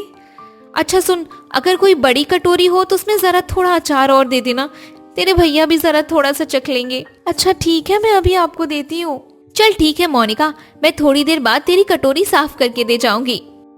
नैना का परिवार मोनिका के परिवार से थोड़ा अलग था। नैना के घर में सब कुछ स्टैंडर्ड जैसा होता था। शाम को नैना ही अचार अपने पति को परोसती है। अरे नैना, इस कटोरी में क्या लेकर आई हो? आज कुछ घर में नया बना है क्या? नहीं नहीं कुछ नहीं, बस ये थोड़ा सा अचार था। अच्छा, वैसे भी खुशबू तो काफी अच्छी आ रही है। रुको मैं जरा चख कर देखता हूँ। हाँ क्यों नहीं, खाकर देखो ना। रोटी और दाल के साथ मिलाकर खाना और ज्यादा टेस्टी लगेगा। हाँ सच में काफी ज्यादा टेस्टी लग रहा है। वैसे कहाँ से खरीद कर लाई हो इसे? अरे आप तो कुछ भी बोलते रहते हो, हर चीज खरीदने की थोड़ी होती है। इसे तो मैंने अपने हाथों से आपके लिए बनाया था। ओह अच्छा, सच में काफी ज्यादा टेस्टी है। क्या बात है, तुम इतना टेस्टी अचार भी बनाती हो, मुझे तो आज ही पता चला। शुक्रिया जी, जो आपने मेरा अचार पसंद कर लिया। अच्छा सुनो नैना, मैं कह रहा था कि कल मेरा दोस्त नीलेश आने वाला है, तो उसके लिए खाने पीने का इंतजाम पहले से कर लेना। ठीक है जी। अगले दिन शैलेश रास्ते से ही नीलेश को लेकर घर आता है। चल यार कुछ खा पी लेते, फिर आराम से बातें कर लेंगे। हाँ क्यों नहीं। अरे नैना, टेबल पर खाना ले आओ। ठीक है जी, अभी लाई। और बता यार, भाभी ठीक है ना? हाँ सब ठीक है। और तू बता, तेरा बिजनेस कैसा चल रहा है? बढ़िया चल रहा है यार, बस खाने पीने के प्रोडक्ट्स की शुरुआत की, देखते क्या रिस्पॉन्स आता है। ये लीजिए, और हाँ मैं आपका पसंदीदा अचार भी लेकर आई हूँ। भैया आप भी लेंगे क्या? हाँ क्यों नहीं, बिल्कुल। अगर ये अचार शैलेश का पसंदीदा है तो एक बार मैं भी इसे चखकर जरूर देखूंगा। हाँ क्यों नहीं, लीजिए ना, मैं आपकी प्लेट में परोस देती हूँ। अरे वाह भाभी, ये तो सच में बहुत ही ज्यादा टेस्टी अचार है। क्या बात है, आपके हाथों में तो जादू है। शुक्रिया भैया। इस तरह से नीलेश को अब अचार की आदत पड़ गई थी, इसलिए वो शैलेश के घर अक्सर आया जाया करता था।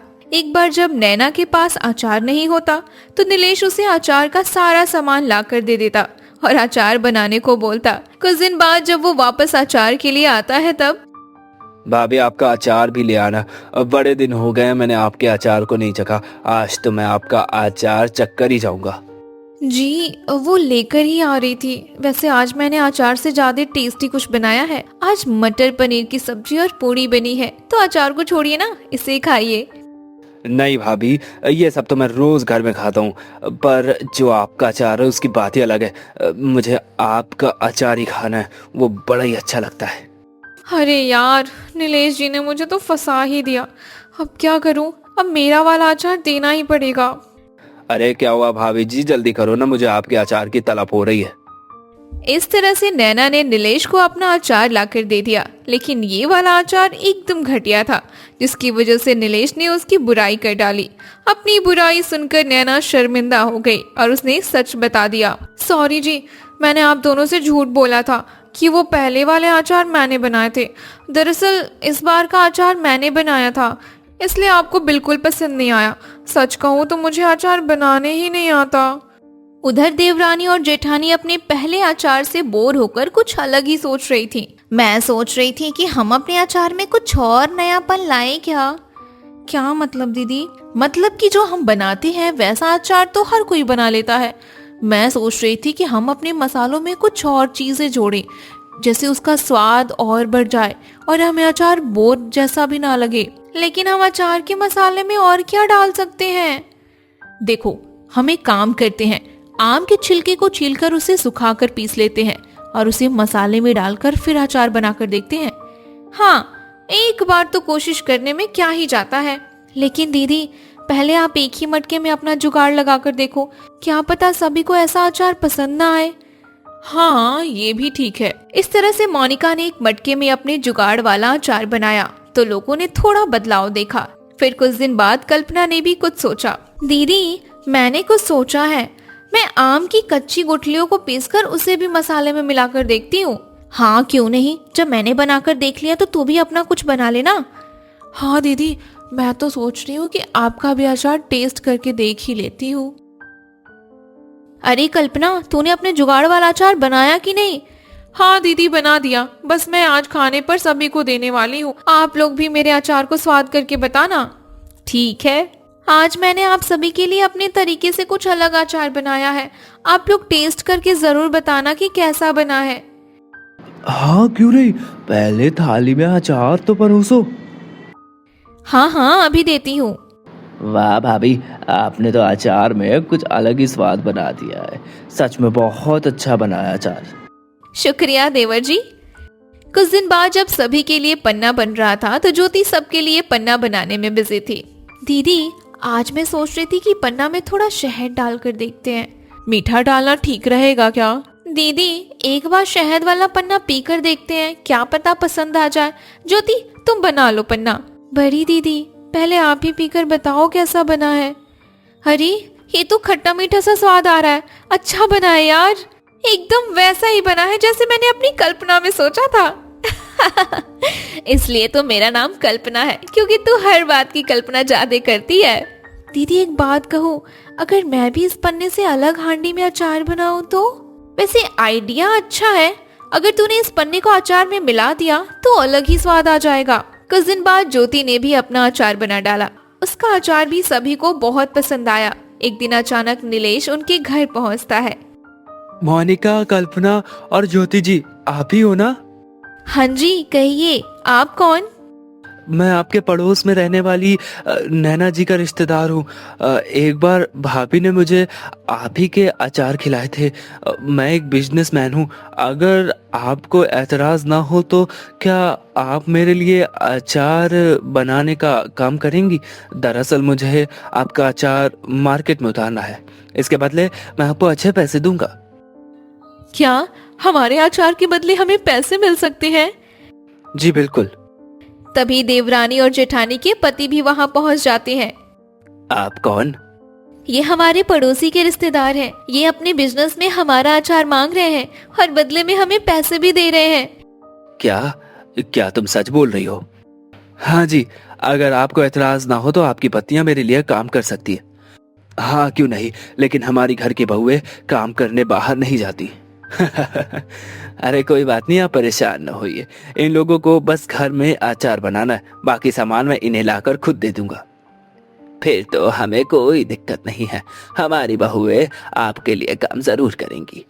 इस तरह से मोनिका, कल्पना और ज्योति नीलेश के बिजनेस के लिए अलग अलग वैरायटी में अचार बनाने लगे। उनके अचार के स्वाद ने लोगों का मन लुभाया और नीलेश का बिजनेस एकदम से ऊपर उठ गया। इस तरह से मोनिका, कल्पना और ज्योति महीनों का 40,000 रुपए कमाने लगी। कुछ ही समय में उनके परिवार ने नया घर बनवा लिया और गांव में आराम की जिंदगी जीने लगे। भाभी, अरे ओ भाभी, कुछ करो ना, मेरे पेट में दर्द बढ़ता ही जा रहा है। हे भगवान, क्या हो गया मेरी बच्ची को? रात तक तो सब कुछ ठीक था, सुबह अचानक से क्या हो गया? माँ जी, मुझे तो लगता है कि रितु को फूड पॉइजनिंग हो गई है। क्या क्या कहा? फूड? और आगे क्या बोला तूने? मुझे तो नाम तक नहीं बोला जा रहा। पता नहीं कौन कौन सा नया नया रोग आ गया है। हमारे जमाने में तो सिर्फ सर्दी जुकाम बुखार यही सब होता था। अरे माँ जी, फूड पॉइजनिंग, फूड पॉइजनिंग इसका मतलब होता है कुछ गलत खा लेना। इससे पेट में इन्फेक्शन हो जाता है, जिस वजह से पेट दर्द और दस्त जैसी प्रॉब्लम हो सकती है। लेकिन रितु ने कल ऐसा क्या खा लिया था जो उसकी तबीयत इतनी खराब हो गई? भाभी, आप माँ को समझाती रहेंगी कि कुछ करेंगी भी। प्लीज प्लीज कुछ करिए ना, यह दर्द तो मुझसे बर्दाश्त ही नहीं हो रहा। रितु, तुम चिंता मत करो, मैं अभी गर्म पानी में नींबू और सोडा मिलाकर तुझे देती हूँ, उसे पीकर ना तुम्हें थोड़ा आराम मिल जाएगा। आखिर तूने ऐसा क्या खा लिया था जो उसके पेट पे इतना ज्यादा दर्द हो रहा था, या बात कुछ और ही थी? जाने के लिए कहानी में कुछ दिन पीछे चलते हैं।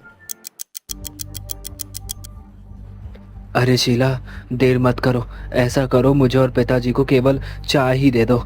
उसके बाद कुछ भी करती रहना। आज दुकान का माल लाना है, वो आने वाला है। मालिक ने जल्दी आने को बोला था, लेकिन लगता है इन रोटियों के चक्कर में देर हो जाएगी। हाँ बहू, हम दोनों को चाय ही दे दो, बाद में रोटियां सेकती रहना, लेट हो जाएंगे। अगर हम लेट हो गए तो आज की कमाई भी नहीं मिलेगी। चाय तो बनकर तैयार ही है पिताजी। साथ में मैं आप दोनों के लिए एक एक रोटी भी ले आ देती हूँ। दिन भर बाहर जाकर आप लोगों को काम करना है, केवल चाय पीने से कुछ नहीं होगा, इससे ना एसिडिटी भी हो जाएगी। मनोज और रवि अभी खा ही रहे थे कि तभी आसमान में काले बादल घिरने लगे। लीजिए पिताजी, बस इसी की कमी थी। लगता है आज हम समय पर दुकान नहीं पहुंच पाएंगे। हे भगवान, थोड़ा थम जाना, अभी मत बरसना। हम दुकान पर पहुंच जाएं तब भी बरस लेना, जी भर के बरस लेना। अरे अरे दादाजी, आप तो बिल्कुल वो वाले गाने की तरह बात कर रहे हो। मेरी प्यारी गुड़िया, तेरे दादा को गाना गाना नहीं आता है। अच्छा, या तो बता कौन सा गाना था वो? अरे वही, थम के बरस ओ जला, थम के बरस। आगे की लाइन तो मुझे याद ही नहीं आ रही है दादाजी। अरे पिताजी, आप भी कहाँ इसकी बातों में फंस गए हैं। बारिश शुरू हो गई तो आप दोनों को देर हो जाएगी, चाहिए। हाँ पिताजी, चलिए चलते हैं। दोनों बाप बेटे जल्दी मोहन लाल की दुकान की तरफ निकल पड़ते। वो दोनों उसकी दुकान पर ठेला चलाने और सफाई धुलाई का काम करते थे, जहां उन्हें ना दो ढंग का पैसा मिल पाता था, ना ही इज्जत मिल पाती थी। इसके बावजूद भी वो वहां पर काम करने के लिए मजबूर थे। आइए आइए, अरे आइए आइए, ओहो भाग मेरे, आ जाइए। जो आप दोनों पधारे, बताइए क्या सेवा करूं आप लोगों की? मालिक, ऐसा कहकर हमें शर्मिंदा मत करिए। रास्ते में बारिश हो रही थी, इस वजह से थोड़ी देर हो गई। आप बस जल्दी बता दीजिए कौन कौन सा सामान किसके यहाँ पर पहुँचाना है। अरे निकम्मो, अरे मैंने तुम दोनों को आज जल्दी आने को बोला था, फिर भी तुम लोगों ने इतनी देर कर दी। ऊपर से बारिश का बहाना दे रहा, और बरसात के मौसम में बारिश नहीं होगी तो क्या फूल झड़ेंगे? हाँ मालिक, आप नाराज मत होइए, जल्दी जल्दी काम बता दीजिए, हम भी ना देर करे सारा काम कर देंगे। वैसे भी बारिश का कोई ठिकाना नहीं होता, कभी भी शुरू हो सकती है, तो दुकानदारों तक माल पहुंचाना और मुश्किल हो जाएगा।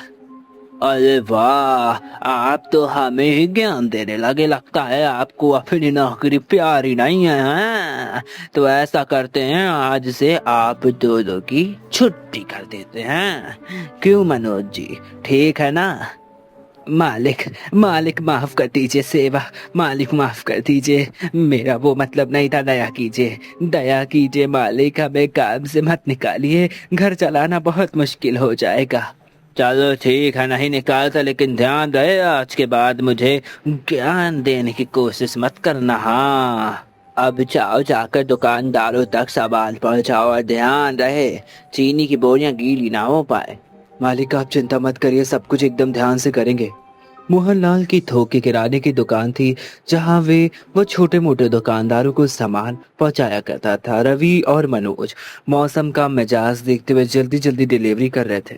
अब बस आखिरी डिलीवरी रह गई थी कि बारिश होने लगी। तभी मोहन बोलता है, हे भगवान, सत्यानाश सत्यानाश हो गया इस बारिश का। अब बस आखिरी खेप बची थी। अब जब तक ये बारिश रुकती नहीं तब तक हमें कैसे भी कर माल पहुंचाना होगा। क्या करें कुछ समझ नहीं आ रहा।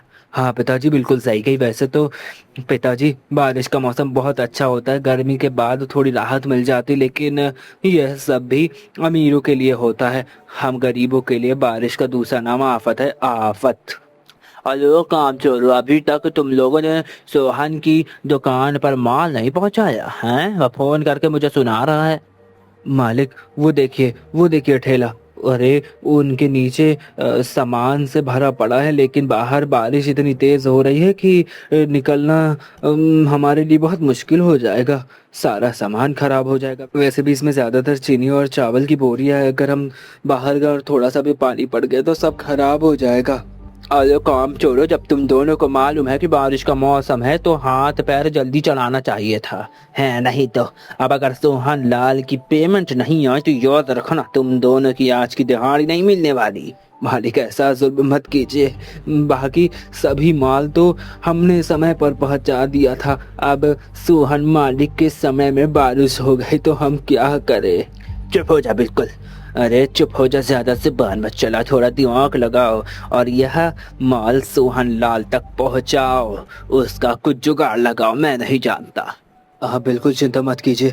जब तक आज हम मोहन के मालिक के यहाँ सामान नहीं पहुंचा देते तब तक हम घर नहीं जाएंगे।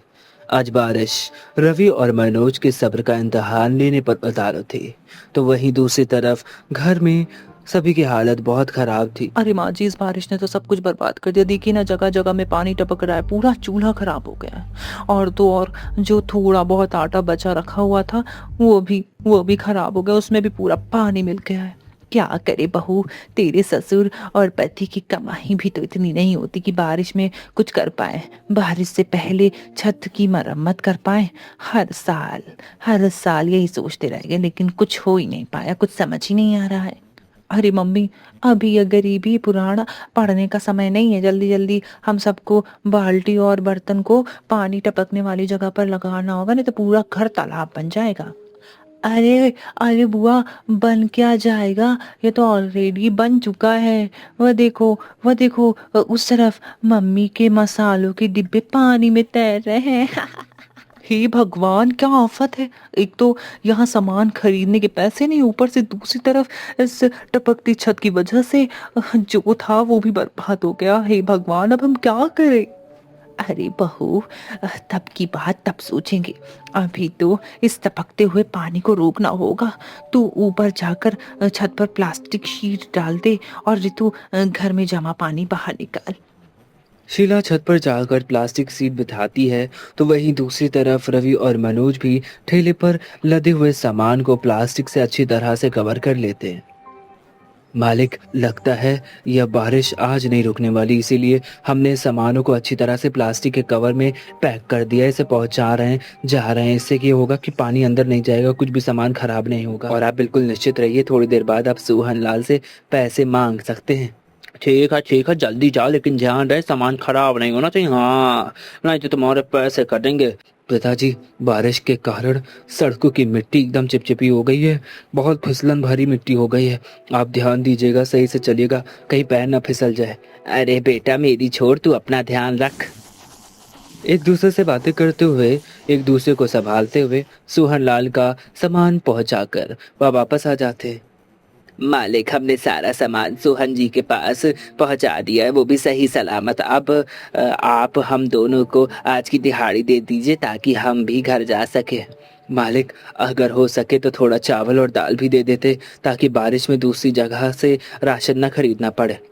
क्यों रे रवि, मेरा गोदाम तुझे धर्म खाता नजर आता है क्या? हाँ, जो कभी आटा नहीं तो कभी चावल मांगता रहता है। नहीं मालिक, मैं तो बस यूं ही कह रहा था। यदि संभव नहीं है तो रहने दीजिए। मोहनलाल से 200 की दिहाड़ी के सिवा दोनों बाप बेटों को कुछ नहीं मिलता है। बेटा, आज तो बड़ी देर हो गई, घर पर सभी लोग राह देख रहे होंगे, जल्दी जल्दी कदम बढ़ाने होंगे, सब्जियां और किराने का सामान भी तो लेना है। पिताजी, इन 200 रुपए में हम क्या क्या ले पाएंगे, मुझे तो कुछ समझ में नहीं आ रहा है। भगवान ने हमें जन्म देकर कोई गलती तो नहीं करती है। बेटा, हिम्मत नहीं हारते, जीवन में संघर्ष ही संघर्ष भरा पड़ा है, बस हमें अपने कर्मों पर ही रहना, अपने कर्म अच्छे करना, बाकी ऊपर वाला तो देख ही रहा है, सब उस पर छोड़ दे। बहू, थोड़ी चाय बना दे, थोड़ी थकान हो रही है आज। जी पिताजी, आप दोनों कपड़े बदल लीजिए, तब तक मैं चाय बढ़ा देती हूँ। अरे रितु, आज छत से पानी टपकने लगा था क्या? हाँ पापा, हमारा घर मिनी स्विमिंग पूल बन गया था, जिसमें मम्मी के मसाले के डिब्बे भी स्विमिंग कर रहे थे। अरे मेरे प्यारे बच्चों, अपने दादाजी को भी बताओ आज तुमने क्या क्या किया। दादाजी, मैं बताता हूँ। आज इस पिंकी ने अपनी कॉपी के पन्ने फाड़ कर नाव बनाई थी। उससे ना जमे पानी में, घर में जो पानी जम गया था ना, उसमें डालकर खेल रही थी। इसे समझाओ दादाजी, कॉपी के पेज को बर्बाद ना करा करे। अरे दादाजी, बस एक ही पेज फाड़ा था। ये मोनू का बच्चा कब से सभी से ही शिकायत लगा रहा है। सभी आपस में बातें कर रहे थे, तभी दरवाजे पर दस्तक होती है। तू रहने दे बहू, मैं जाकर देखती हूँ इतनी रात गए कौन आया है। अरे कांता जी, आप इतनी रात गए, कहीं कुछ काम है क्या? अरे भाई, काम वाम क्या था, वह तो मैं तुम्हारे लिए छोले लेकर आई थी। सुबह बहू ने छोले भटूरे बनाए थे, तो काफी छोले बच गए, तो मैंने सोचा तुम्हें भी दे दूं। हाँ, अरे कांति जी, इसकी क्या जरूरत थी, हमारे घर में खाना बन चुका है, आपने आने में थोड़ी देर कर दी। अरे सावित्री जी, वैसे भी तेरे घर में क्या ही बना होगा, वही सूखी रूठी रोटियां बनी होंगी और वही दाल। ये ले, सभी को थोड़ा थोड़ा खिला देना, थोड़ा मन बदल जाएगा। कांता जी जिद की वजह से सावित्री को छोले लेने पड़ते हैं। अरे माँ, यह कांता आंटी क्या करने आई थी यहाँ? कुछ नहीं बेटा, बस हमारा मजाक उड़ाने आई थी। उसे मालूम है कि हमारे घर में अभी इतने सारे लोग हैं, फिर भी इस छोटी सी कटोरी में छोला लेकर आई है। वाह वाह, और ये भी बासी बदतमीज औरत। जाने दो ना सावित्री, दूसरों के कारण अपना मूड क्यों खराब करना। हाँ नहीं तो, और वैसे भी भले ही हम गरीब हो, लेकिन हमने आज तक कभी किसी को बासी खाना नहीं खिलाया और ना खुद खाया, और बचा हुआ खाना भी नहीं खाया है। हाँ पिताजी, बरसात के मौसम में तो ताज़ा ताज़ा खाना ही सही रहता है, वरना बीमारी की चपेट में आने का डर रहता है। चलिए, आप सभी, काफी देर हो गई है, अब खाना खा लीजिए। सभी खाना खाने बैठ जाते, लेकिन बच्चे खाना देखकर मुंह नाक सिकोड़ने लगते। तभी पिंकी बोलती है, क्या मम्मी, यह तो लौकी की सब्जी है, मुझे लौकी नहीं पसंद। हाँ मम्मी, मुझे भी लौकी नहीं पसंद, लेकिन कोई बात नहीं, मैं खा लूँगा। और पिंकी, तू भी खा ले, कल मम्मी हमारे लिए आलू के पराठे बनाएगी, आलू के पराठे, है ना मम्मी? हाँ मेरे बच्चों, जरूर बनाऊंगी आलू के पराठे। हाँ, अरे कोई नहीं, कांता काकी के छोले को हाथ तक नहीं छुआ किसी ने। हाँ, ऐसा करती हूँ, मैं ही खा लेती हूँ। रितु चुपके से जाकर कांता के लाए हुए छोले खा लेती, लेकिन छोले बासी होने के कारण उसे फूड पॉइजनिंग हो जाती है और अगले दिन उसे पेट दर्द होने लगता है, उल्टियां भी होने लग जाती हैं और वो परेशान रहती है। तभी रितु बोलती है, भाभी, अरे ओ भाभी यार, बहुत तेज दर्द हो रहा है, कुछ करो ना, मेरे पेट में बहुत दर्द हो रहा है, बढ़ता ही जा रहा है। हे भगवान, क्या हो गया मेरी बच्ची को? कल रात तक तो बिल्कुल ठीक थी, आज अचानक सुबह क्या हो गया? माँ जी, मुझे लगता है कि रितु को फूड पॉइजनिंग हो गई है। अरे क्या बोला तूने, फूड पॉइजनिंग? अरे भाई, इसका क्या मतलब होता है, समझ ही नहीं आ रहा। हमारे जमाने में तो सर्दी जुकाम बुखार यही सब हुआ करता था। अरे माँ जी, फूड पॉइजनिंग का मतलब कुछ गलत खा लेना, उससे होता है ये ना, पेट में इन्फेक्शन हो जाता है, जिस वजह से पेट में दर्द होने लगता है, दस्त होने लगती है। भाभी, बहुत तेज दर्द हो रहा है, माँ को समझाती रहोगी कि कुछ करो भी प्लीज जल्दी से कुछ करिए ना, बहुत दर्द हो रहा है, बर्दाश्त ही नहीं हो रहा है दर्द मुझसे। रितु, तुम चिंता मत करो, मैं अभी गर्म पानी में नींबू और सोडा मिलाकर लाती हूँ, उसे पीकर तुम्हें थोड़ा आराम मिल जाएगा। वह सब तो ठीक है, लेकिन तुम मुझे बोल रही थी गलत खाना, आखिर इसने क्या खा लिया? वो माँ, मैंने कांता काकी के लाए हुए वो छोले खा लिए थे। रितु, क्या तू छोटी बच्ची है तो तुझे अपने कुछ पता नहीं है, तुझे अपनी जीभ में कंट्रोल नहीं है? अरे अब बता रही है तू, पिता और भाई काम पर चले गए, अब तेरे लिए दवाइयाँ कौन लाएगा है? और वो भी तू सोच, दवाइयों के पैसे कहाँ से आएंगे? क्या करूँ इस लड़की का, मुझे तो कुछ समझ नहीं आ रहा। माँ जी आप परेशान मत होइए, मैंने रितु को नींबू सोडा का पानी दे दिया है, थोड़ी देर बाद ना उसका दर्द सही हो जाएगा, उससे राहत मिल जाएगी। नींबू सोडे का पानी पीकर रितु को थोड़ा सा आराम मिलता है। वही दोनों बच्चे बाहर खेलने में जिद करने लगते हैं। तभी मोनू, मम्मी मैं और पिंकी बाहर खेलने के लिए जा रहे हैं। ठीक है बच्चों, जाओ खेलो, लेकिन ध्यान रखना बारिश बहुत तेज है, अगर तेज बारिश हो गई तो अंदर आ जाना, ठीक है? दोनों बच्चे बाहर खेल ही रहे थे कि तभी कांता जी के घर के बच्चे भी बाहर निकल आते हैं। आ जाओ भैया, आ गया है, आ गया भाई, आपकी गली में गर्मा गर्म छोले भटूरे वाला आ गया। अरे भाई एक बार खाओगे तो बार बार बुलाओगे। हाँ, आपका अपना गोपाल छोले भटूरे वाला। अरे रिंकी देख ना, छोले भटूरे वाला आया है। अरे दीपू, कल ही तो मम्मी ने छोले भटूरे बनाए थे, आज फिर से? हाँ रिंकी, मैं तो ये छोले भटूरे खाने के लिए एकदम पागल हूँ, मुझे बहुत स्वादिष्ट लगते, एकदम मुलायम और फूले फूले हैं भटूरे, देख मजा आ जाएगी। क्या कहा? छोले भटूरे वो क्या होते हैं? तुम्हें छोले भटूरे नहीं पता? अरे जाकर अपनी मम्मी से पूछो, वह तुम्हें बताएंगी कि छोले भटूरे क्या होते हैं। अरे पिंकी, कल रात आती तुम सबके लिए छोले लेकर गई थी ना, तुमने नहीं खाए क्या? तुम्हारी दादी ने तो सुबह सब बचा हुआ जो छोला था वो लाकर दिया था, और हम सब बासी खाना नहीं खाते हैं। अरे शुक्र मनाओ कि तुम्हें हम लोगों ने वो बासी वाला छोला दे दिया, वरना तुम्हें तो कुछ नहीं मिलता। ऐसी तुम्हारी औकात नहीं कि तुम छोले भटूरे खाओ। चलो रिंकी, हम दोनों चलते हैं, बड़े आए बासी खाना नहीं खाने वाली गरीब कहीं के। भैया तुमने दीपू से गुस्से में क्यों बात की? देखा वो दोनों अपने घर चले गए। कोई बात नहीं पिंकी, मैं हूं ना, तू मेरे साथ खेल। वैसे भी पिंकी, अब हमें भी घर चलना चाहिए और गर्मा गर्म आलू के पराठे खाने चाहिए। चलो चलकर खाते हैं। लेकिन भैया, मुझे तो इस ठेले वाले के छोले भटूरे खाने हैं, देखो ना कितनी अच्छी खुशबू आ रही है। पिंकी अंदर चल। अरे बच्चों, खेल लिया तुम दोनों ने, अब आ जाओ जल्दी से, आकर खाना खा लो। दादी मुझे छोले भटूरे खाने हैं, बाहर गली में ठेले वाला आया है, उसके ठेले में ना बहुत स्वादिष्ट अच्छी अच्छी खुशबू आ रही, मुझे वही खाना है। अरे बेटा, बरसात में बाहर का खाना नहीं खाते, नहीं तो रितु बुआ की तरह तुम्हारा भी पेट खराब हो जाएगा, है ना, दर्द होने लगेगा। माँ दादी बाहर का खाना खाने को मना कर रही हैं, मुझे बाहर का खाना खाना है, तो मेरे लिए घर पर ही छोले भटूरे बना दो फिर। दीपू और रिंकी की मम्मी ने भी कल बनाए थे, तुम तो हमारे लिए कुछ नहीं बनाती हो, केवल दाल चावल रोटी सब्जी यही बनाती रहती हो। पिंकी, तेरी जुबान आजकल बहुत ज्यादा चलने लगी है, चुप हो जा। जो बनाए चुपचाप खा ले, वरना 2 घंटा लगाऊंगी, एक थप्पड़ मारूंगी जोर का, सारा जिद करना निकल जाएगा। मार लो थप्पड़, नहीं मार लो आप मुझे थप्पड़, लेकिन मुझे छोले भटूरे खाने हैं, मुझे छोले भटूरे ही खाने हैं। शीला गुस्से में पिंकी को एक चाटा जड़ देती है, जिसके बाद पिंकी और सोनू चुपचाप खाना खाते हैं। वही दूसरी तरफ मोहनलाल के गोदाम में रात हो गई थी। रात हुई, बारिश की वजह से सब कुछ बर्बाद हो चुका था, पानी भर चुका था। तभी मोहनलाल चिल्लाते हुए बोलता है, अरे अभी तुम दोनों बाप बेटे थोड़ा जल्दी जल्दी हाथ चलाओ, नहीं तो सभी बोरियां शाम होने वाली है भाई, पहले दूसरे गोदाम में पहुंच जानी चाहिए। हाँ मालिक, आप चिंता मत करिए, हम काम जल्दी करेंगे। पिताजी, आप केवल बोरियों को सहारा देकर उतारने का काम करिए, बाकी का बाहर ले जाने का काम और थैली में रखने का काम मैं कर लूँगा। बारिश की वजह से ज़मीन फिसलन भरी हो चुकी है, अगर कोई हादसा हो गया तो हम बहुत परेशान हो जाएंगे। रवि अपने पिता को अभी समझा ही रहा था कि मनोज जी का पैर फिसल जाता है और वह सामान लेकर नीचे गिर जाते हैं। हे भगवान, है मेरा पैर। अरे पिताजी, मैंने कहा था कि आप इधर मत आइए। देखा, गिर गए ना, लाइए अपना हाथ दीजिए।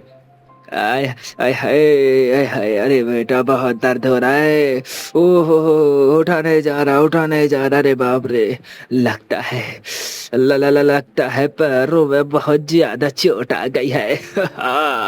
लो, अब इनका नया नाटक शुरू हो गया भाई। अरे जब पैरों में ताकत नहीं है तो काम करने क्यों आ जाते। सत्यानाश कर दिया मेरे सामानों का है, नहीं तो अब इसकी भरपाई कौन करेगा। अरे मालिक शांत हो जाइए, एक तो पिताजी के पैरों में इतनी तेज से चोट लग गई है और आपको बस अपने सामान की पड़ी है। क्या आपकी नजरों में इंसानों का कोई मोल नहीं।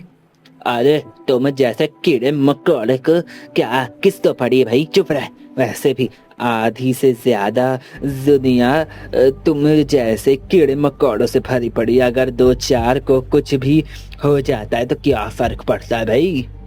मालिक बहुत बोल लिया आपने। आप हमें कोई मुफ्त में पैसे नहीं दे रहे, हम काम करते हैं उसके बदले में मेहनती मिलती है हमें, वो अभी आधे दाम पर।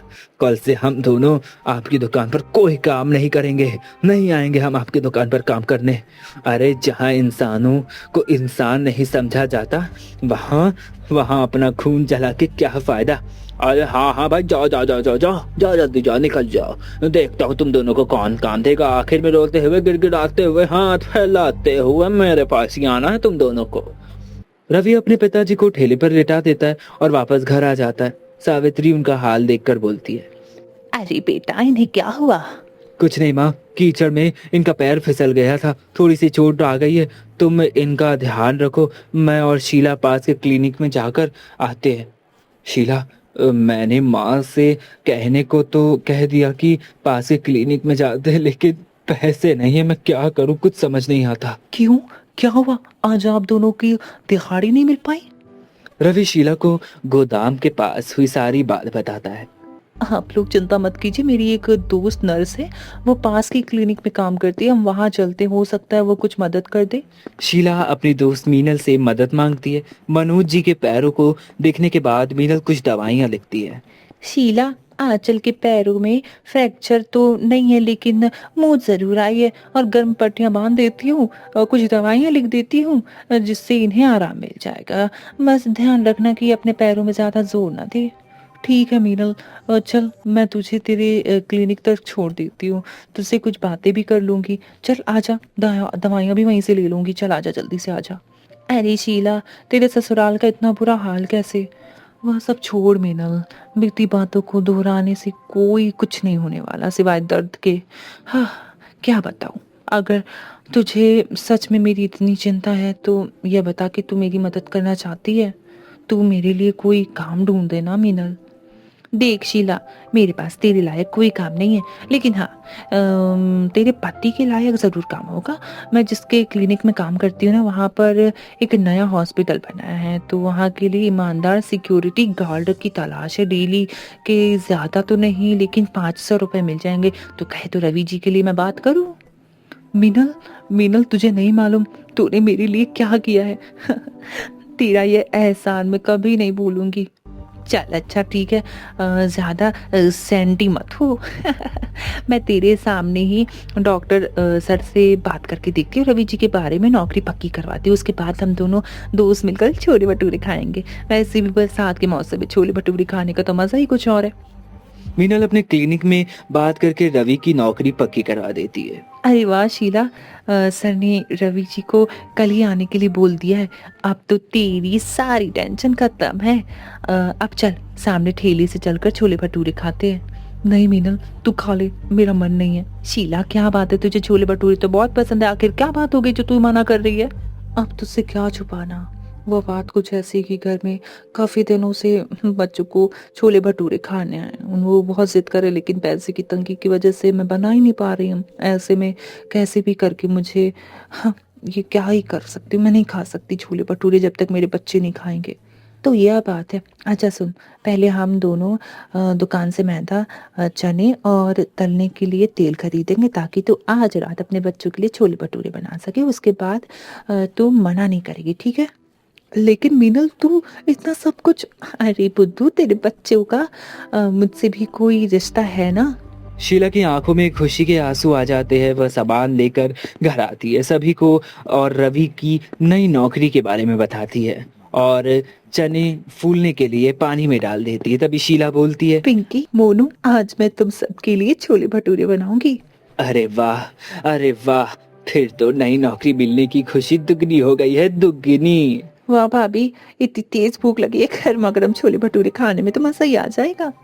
हाँ बहू, रवि को और रितु बिल्कुल सही कह रहे हैं। हाँ, नई नौकरी मिलने की खुशी में और बरसात में छोले भटूरे का तो मजा ही कुछ और है। आज शीला के ससुराल में सभी बहुत खुश थे।